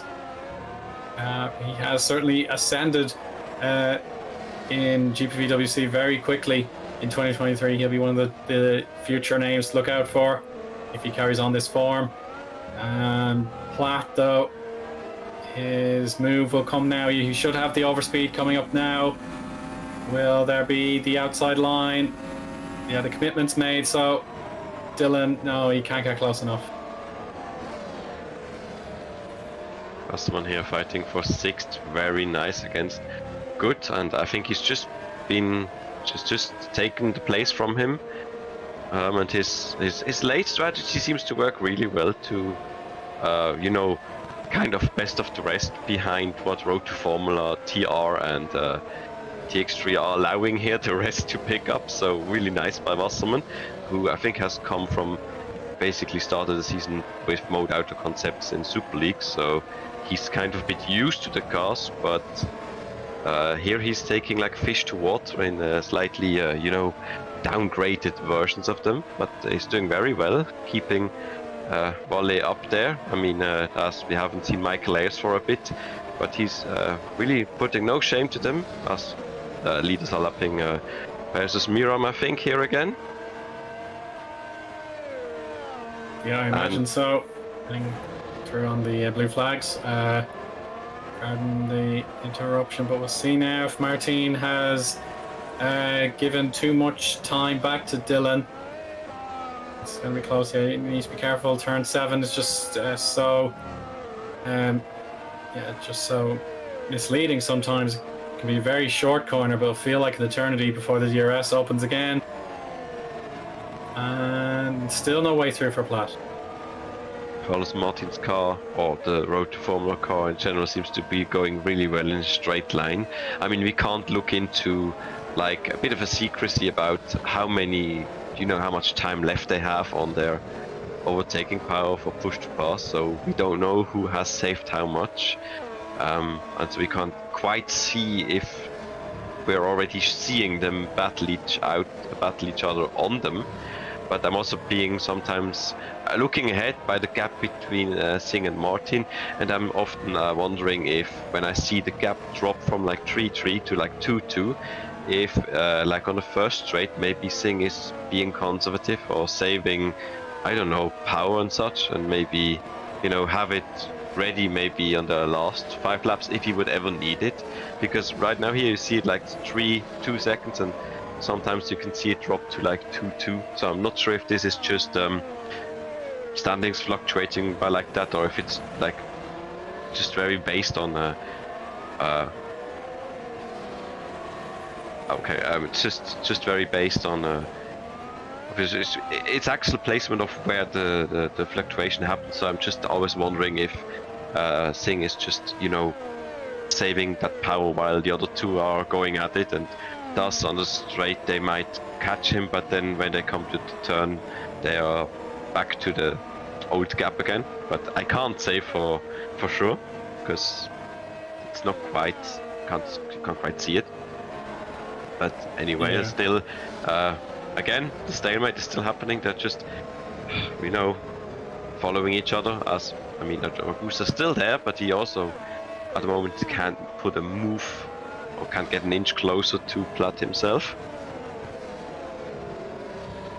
Yeah, so I think the theory about the intervals, I don't see Sandeep lifting off excessively. So yeah, it could be the case of the slow corners, bring the gap down, and then when he's able to accelerate again, it goes back up. So that would be my interpretation. Fabrizio Gobbi has been docked and will take a penalty. I have to find out exactly what for. Gobbi, of course, is P5 at the minute, so his strategy is to push hard on the soft to the end. He may outside have, turn breached, 1 maybe? Yeah, he may have breached track limits or something. So yeah, that's devastating, because that's the end of his plans. You can see him there in the absolute background there in the other black / luminous green TX3. So that's Gobbi's ability to compete for the podium doomed.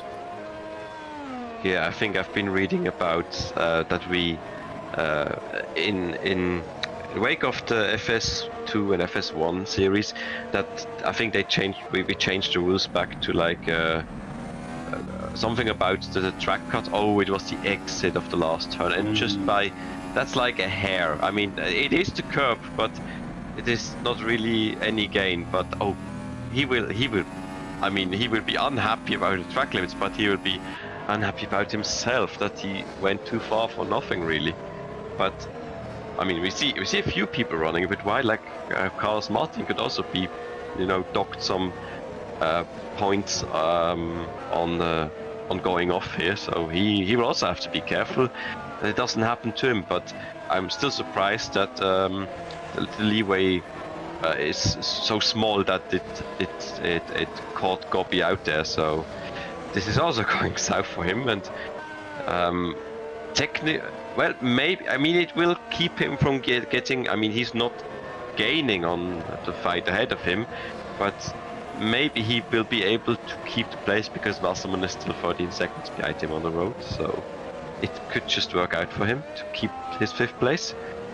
As we still have the battling trio here, but they are once again just like a few tenths apart, but it's a stalemate again. Nobody able to like outdrag the other into this spoon turn. Yeah, that's very true, Avid. So with about 5 laps to go, 4 laps to go thereabouts, as Sandeep will be crossing the line very soon. Yeah, there's just no splitting these 3 drivers apart. They're on the equal compounds. The DRS is helping, of course. No matter, yeah, it's really Dylan Platt. He's the bottleneck. He wants to figure a way through. Whereas Ragusa, try as he might, yeah, he's just so evenly matched. He may feel a podium is on, but yeah, if Platt can force the move, that would open the door for Ragusa as well. but unfortunately, doesn't appear to be the case as Gobby serves his penalty. Yeah. Wasserman is really close though, so he could actually still lose it. And by now it looks like he's currently ahead, so the pit lane is very long. Even God, Mounier, did he pit for tires as well now? Because this is a very long stop. Or a very long drive through the pit lane. Maybe he's just said, I don't like it anymore, and he's just parked it. Because it still says pit. Yeah, this is very fishy. We don't know exactly what's going on. If he would be back on track at this stage, he may have just called quits in fury at being awarded the penalty. So yeah, he's gone. He's going to lose his points, and that will benefit Tom van der Voort instead. So that's a real shame for TX3. They lose a chance at a double top 5, and it's Giuseppe Ragusa's duty now. Can he? Oh 60 boy. seconds. Oh lord, that is disproportionate, to say the least. 60-second stop-go penalty, and Gobby will rejoin. And Sandeep Singh may lap him before the end of the race. 3 to go. This may cause some altercations, you know, for maybe the Super League race in 2 days, since if somebody gains, you know, you shouldn't extend, but if it has such a massive effect on somebody's race, then I think it might need to be looked at, maybe even increase like the points for going off track that you can get, or I don't know, you know, maybe the game has just given excessive points again, as I've seen somewhere else as well happening. So I think Suzuka was also, that's taking a look, but yeah, Suzuka has also seen having issues with like the first 2 turns with the track limits. So this is of course a disastrous race for Gobby then, because from safe 5th he went down to 15th as Platt is now going for it outside. He's a bit far down, but can he take the momentum? He's still there alongside. He's still there. Oh, he's nearly forced over the curbs. Oh, just not enough. Not quite. Martin puts on a strong defense and keeps 2nd. As we're heading to the final lap, I think. Correct, you are. Yes, final lap is coming for race leader Singh, and his sort of lift and coast. It will pay off now. Martin will have lost time battling with Platt. So yeah, Singh 2-second leader thereabouts. You'll see it gain again. But Dylan Platt has to decide if it's worth going for broke for 2nd place, or he could lose everything with Ragusa in his shadow. So what is the call in his ear? What will he decide to do? We're going to find out with his first attempt. This is the first real passing zone of the circuit coming up. DRS Open. Martin will absolutely grab the inside line with everything he's got. The right-hand turn at turn 7. This could be where Dylan Platt makes the move. There's lap traffic ahead of Sandeep Singh. Bit of argy-bargy. He's outbraked himself, and he'll cut the chicane. You'll have to get his position back. Watch out for Ragusa. He'll have the rights in the slipstream to go for this pass. So let one driver through and block the other. That has to be the call. Here comes Ragusa, though, David. And Ragusa will attack. Oh, he's overdone it. Martin slides wide with the contact. Ragusa may take a penalty for that. He's done. Platt may have lost his front wing in the process. This is a bedlam. Utter mania here at the end, David. Yeah, he's Platt without trying. Oh, probably Martin will be getting him before the line and take like then, you know, maybe. And as Singh, we're looking back at Sandeep Singh taking his first win of the season for Road to Formula, making the 3rd of 3 drivers to win for the team. As Carlos Martin is coming through in what is currently now still 4th. Platt kept 3rd over the line. Oh.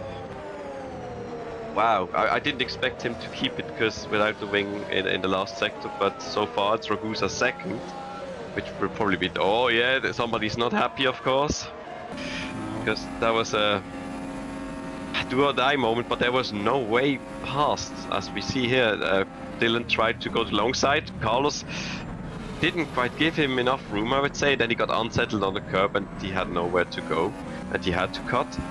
And then he was of course put on the back foot, tried to slot between them.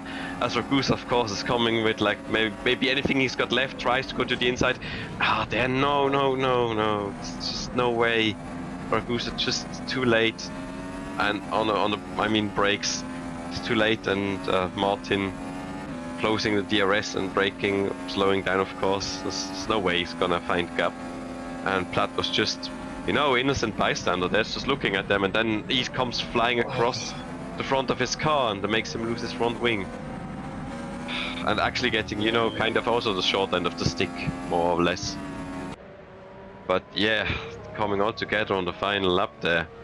And we will probably see about that as I see some wings flying again. Guys, please don't wreck on the cooldown lap. You know what, the DC doesn't want to see this. Guys. No. No, I see more wings. Oh boy. We don't want Formula Ford cars here. No. Yeah, go on.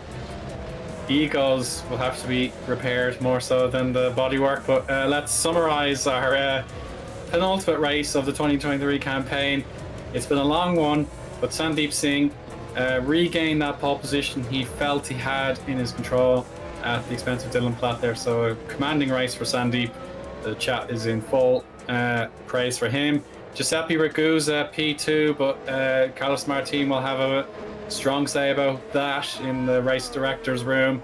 Dylan Platt lost his front wing in the melee, but he will be third for the time being. Carlos Martin P4. Very, very frustrated, I'm sure. David Wasserman, though, your namesake there, David, he will be cool and collected, though. A very strong drive to P5 with his alternate strategy. And Loic Mounier recovered well to P6 for Drake Racing. Vincent Gutt and Christian Pasquale complete 7th and 8th for Red Arrow. Stavros Mazidis for 9th and Jan Sikora for 10th. Then Hygo Poom's difficult night actually had a little bit of sort of calmness at the end. He did get P11 for his troubles. Korshavin for 12th position. Ragosa 13th for Gallery 82. Maxime Beaulieu managed to take some points for Fusion, and Fabrizio Gobbi for TX3. He was so close to a top 5 finish, of course, but that 60-second penalty shattered his dreams, and he only has 1 point for his efforts. Perhaps he got fastest lap at some stage. The other classified drivers a lap down: Tom van der Voort, Perseus Miram, and Menno Klond. Unfortunately, the Francesconis both retired, with Christian noted in 19th, Matthias Gazowski in 20th. Michael Francesconi 21st, but then Dzeu, Capellini, and Hallows also DNF'd quite an early point in the race. They didn't get very far, unfortunately. So there we have it. A dramatic end to what was a really compelling race, David. Yeah, like I didn't expect it to happen right at the end, and that we had some, rear end crash there. By the way, you were correct. I think Gobbi took fastest lap by 18 thousandths over Hygo Poom. So, well, he can console him a bit with that, although not really anything that, console him with that. He would have rather preferred to take 5th there. But, yeah, went down there. Sandeep Singh probably, kind of wondering what happened back there, and as everyone just scrambled over each other. And yeah, I have to say, I'm impressed by David Wasserman here. Truly the water guy here tonight. A good performance for Ole here to go out with the 5th place. I'm impressed, and also to Vincent Gutt and both driver of the Red Arrow team there and getting good points themselves. So yeah, an exciting race to actually look. So I think the improvements or the changes at Abu Dhabi with this layout has actually produced some interesting racing with different lines to be taken. So I was kind of glad to see some action here. Yeah, totally agreed. That is Super League's calendar, so you're not misreading.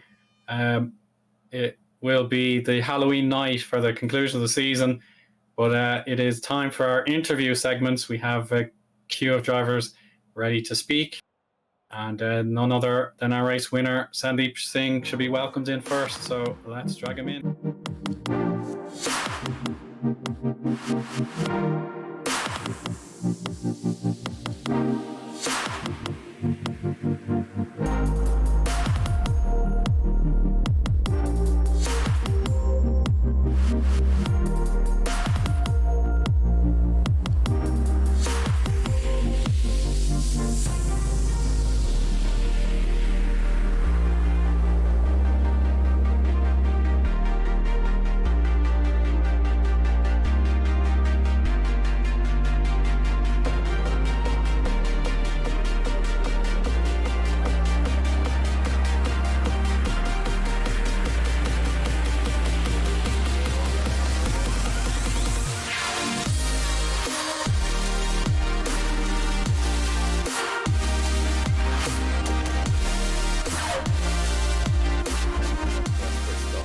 And then there was an incident with some Red Arrow as well. That kind of rejoined onto the track, so it was quite an eventful race.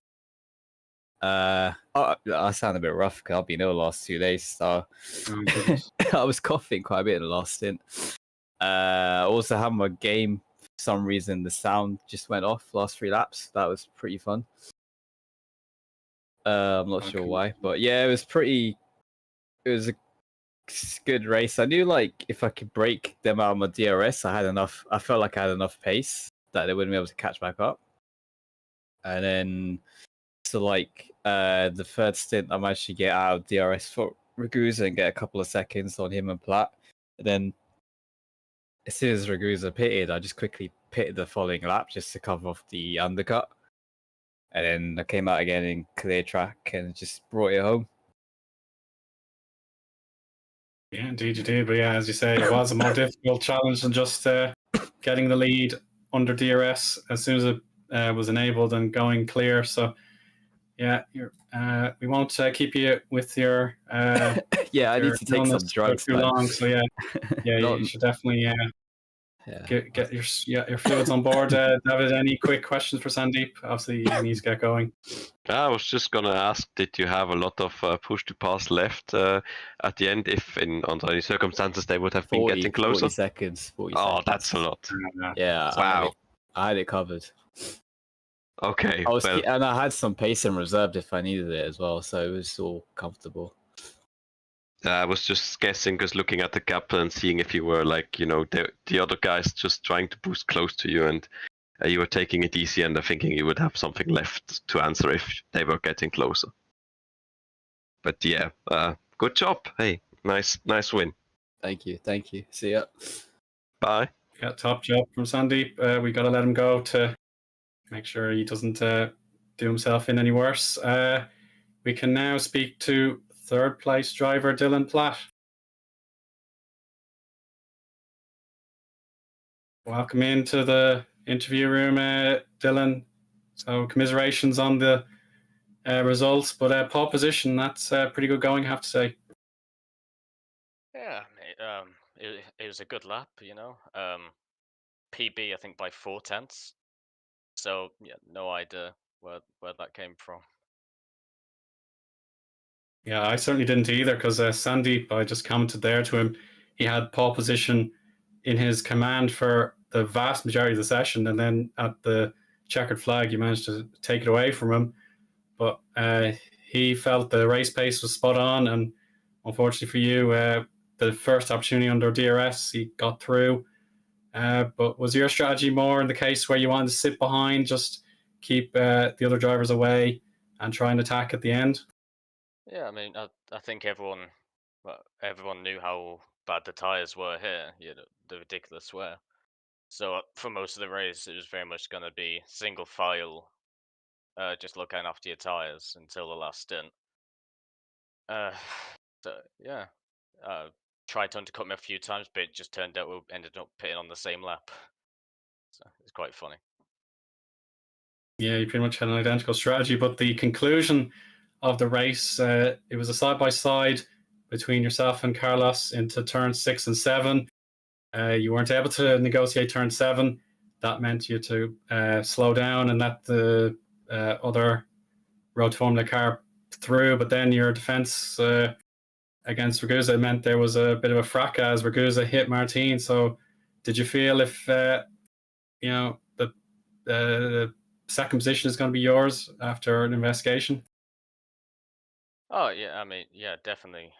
My view, I did absolutely nothing wrong. I was pushed onto the outside curb, which he's already apologized for, so fair enough to him.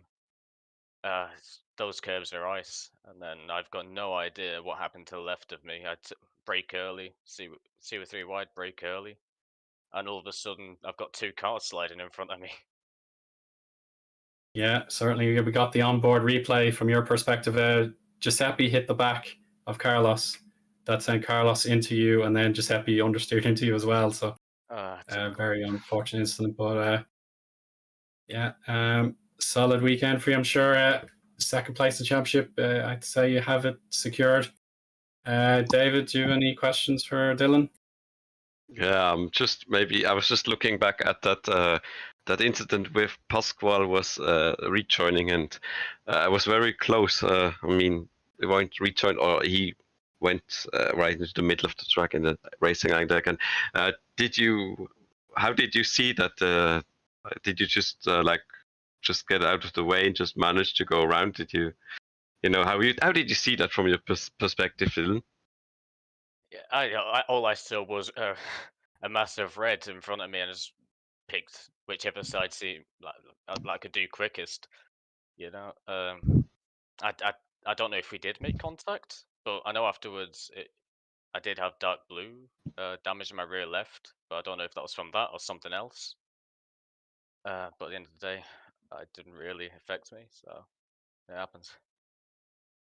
Yeah, I've been just looking at the replay again. It was close because I think Munier was the one that was hit, and then you and Sandeep just went to the left. Well, Sandeep went to the left, you went right, and you went side by side with each other. As then one of the TG cars sadly got spun into the wall. But yeah, nice avoiding there. You've really been a bit in the wars there between cars flying and spinning sideways.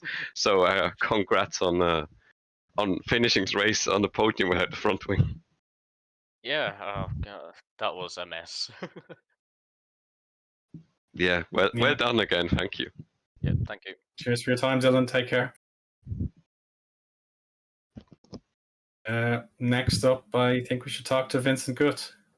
So 2 interviews in a couple of days for Vincent, so let's bring him in. Oh, sorry, Vincent. Hey, it's your name on the roll call. Pardon if I interrupted you.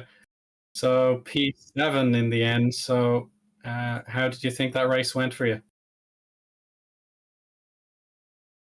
Just one afternoon of practice. I expected less. And the gap was a bit bigger than in FS1, but just one afternoon of practice, so I can't complain.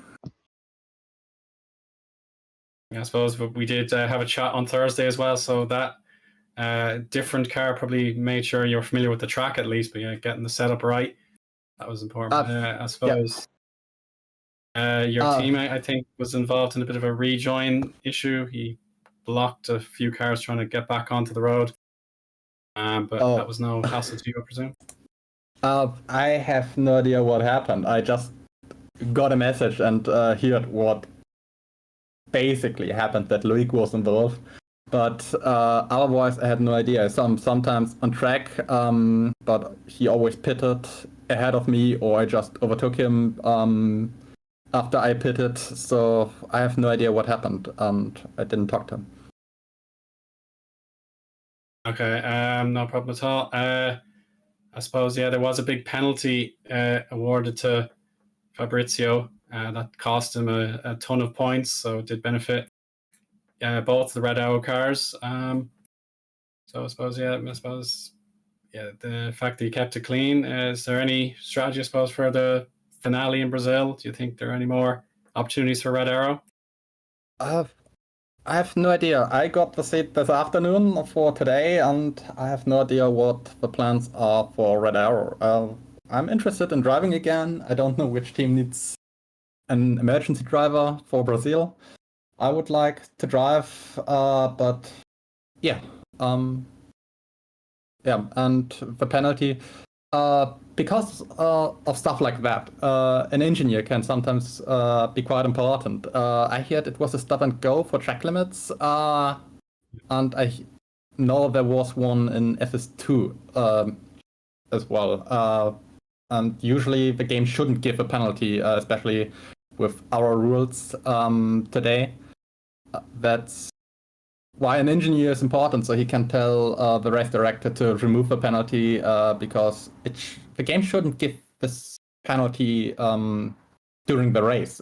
If someone went off the track, then we can report it after the race, but today the game didn't monitor the track limits, so yeah. That's because of that, it's always nice to have a race engineer. And I'm thankful that Harry Smith was our race engineer today. Yeah, nice one to Harry. David, do you have any questions for Vincent? Yeah, I was just like saying, you picked your battles very carefully today. Like, I think if you had like Wasserman, Boom, and I think maybe Gobby around, you more or less let them go and then just followed them, and that was rewarded with 7. So I'm guessing you didn't decide to go any risk and just take the best possible result you can get. So you just let them most of the fast guys go, right? Kind of, yeah. After qualifying, I saw that my top speed wasn't that good, and especially in the race, I noticed it, and I thought, yeah, let's try to stay in the race of others and benefit from that, and use P2P. Or I just thought, okay, let's chill the races long. If they dump it P2P or whatever, I could come back. And except at the last lap, there I had a nice battle, and I regretted that I didn't use enough P2P. I still had like 13 seconds left when I finished the race. I wanted to use it on the straight with the 2 kings after the new long left-hander, because I knew Loic had way more top speed, but was quite slow in that corner. So with a good exit and P2P, I could have overtaken him, but I was not really alongside him to make this move. So yeah. And racing others, yeah, sure. Sometimes it's worth it because you want to keep the position, but sometimes it's just useless and costs time. So why should I fight? It's better for me to stay in DRS or not fight and overtake them with strategy, or later in the race. Yeah. Yeah, but you that was a good strategy, good calling there, because I could see it. Like, I think Wasserman mostly got you like at the end on his like slightly late pit stop cycle, and of course Loic was as always very fast, even coming back from that incident with your teammate. But yeah, good P7, Vincent. Thank you. Thank you. Thanks very much, Vincent. Have a good one. Yeah. Bye. Bye-bye. And we have space for our final contender for an interview, Jan Sikora. Welcome, Jan. This is Eoin and David in the interview room. How are you getting on? Good evening. Good. So a P10 for yourself. So it's unfortunate your teammate retired so early on. Did you feel your job, Matt, your job was really to keep it clean and make sure you got the points for the team? Yeah, I was expecting more from qualifying, but I didn't put in a good lap, so I was starting on P13. And in first lap, I was so glad I was alive, because there were, I don't know, 3 moments maybe when it was crazy, and I was very lucky to avoid a huge crash. But in lap 2, I was arriving in sector 3 in the slow right-hander, and the guy in front of me was braking like, I don't know, 30, 50 meters earlier than you should. So I crashed into him, lost my front wing on lap 2. So I had to box, do my alternative strategy. So I was pitting 4 times during the race because my degradation was too high also. And yeah, I was very, very far away from the others. So it was frustrating because I believed we have a good pace in race. And yeah, so I was last and maybe 20 seconds behind everybody. And in the end, P10 and finish, it's great. But yeah, it was the first race, I think, where we were unlucky. We had some problems and we could fight for P6, I believe. So, but in the end, yeah, after that first 2 laps, I'm really happy to be in top 10 again. Yeah, as you should be, Jan. So the other drivers commented on the tires and how quickly they degraded. So when you're already having to repair damage, in its case, we had to be very careful on your strategies. Make sure the tires didn't burn up on you. Yeah, I am really struggling with tire degradation, but I'm working on it, and I hope next time it will be even better. Yeah. David, do you have any questions for Jan? Yeah, I think towards the end of the race, there was that three-way fight into that, the spoon curve.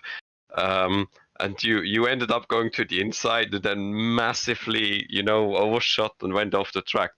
Did you get taken by surprise there, or did you just simply brake too late in that incident, in that moment? Yeah, thanks for remember. It was great. That stint, I was overtaking every lap, one car, and I saw there are 2 cars in front of me, and I was a little bit too far from them. So I thought I will get on them in the second DRS straight, which happened. There was a space on the inside. I went for it. And yeah, I see I have a huge speed.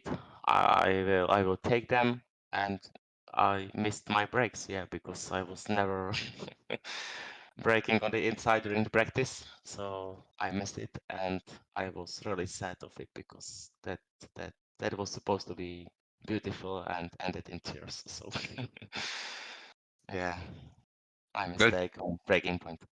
Well, to be honest, you still recovered nicely there, because I've looked back, and there was some incident where Christian Francesconi had nearly a half spin off, so it probably cost him more tires back then. So it's still nice to to score like that after that slight moment. Good avoidance. I don't remember what's like now. I suppose just one more question for Jan. Brazil, are you expecting to take part? And if so, do you think you can gain some positions in the championship? It's very tight where you are, about the 14th, 13th sort of spots. Oh yeah, it would be nice to end up on a higher position. I don't really know now how the standings is because I entered the league in after first half of season. So I just wanted to take it. I wanted to take it race by race, show my pace, and I'm focused on the next season because it will restart everything, race from race number 1, and yeah, I think it would be nice to finish. I don't know, P10, P12. I don't know how the points are, but I'm focusing on the next season. Yeah, that's a very admirable attitude. Thanks very much for your time, Jan. It's good to speak to you for the first time, and hope you do have a good time in Brazil. Take care. Yeah, thank you, and have a nice evening, guys. Bye-bye. Bye-bye. So that'll bring our broadcast together to an end, David. I said at the very beginning we are old friends, and that is very, very true. So it's been wonderful to spend some time with you. So yeah, my introduction to Superlights in this campaign, I think it will go down as a success. So as a long-time GPVWC participant up and down the ladder, how did you feel the race went today? Similar feelings here. Likewise about it's nice being commentating this race together. But yeah, still a bit. It was more exciting than some other races, so I've really liked watching this one. My brain's already empty again. I'm already looking well with Jan and Vincent for sure. I'm already looking forward to always looking forward to the last race as well. Like in Yas Marina, you're not seeing any weather happening as a factor, or most of the time you don't see it. And Interlaken is always like challenging track to drive, but the weather could also, in Brazil, if it rains really hard, I think, or it just sometimes comes out of nowhere. But yeah, I'm looking forward to that. But I'm also gonna hope it's gonna be as nice to look, to watch, and to commentate on us this one. And really liked having this time tonight. So yeah, nice that you've been here. Yeah, I was chosen. I didn't put my name forward straight away, but it was like, I have a free day. I'm usually busy on Tuesdays, but thankfully this one was a free day. But don't forget, just the last 2 weeks of the season to go, and the Superlights campaign will come to an end on Halloween night itself, October 31st. So hopefully that is all treat and no trick.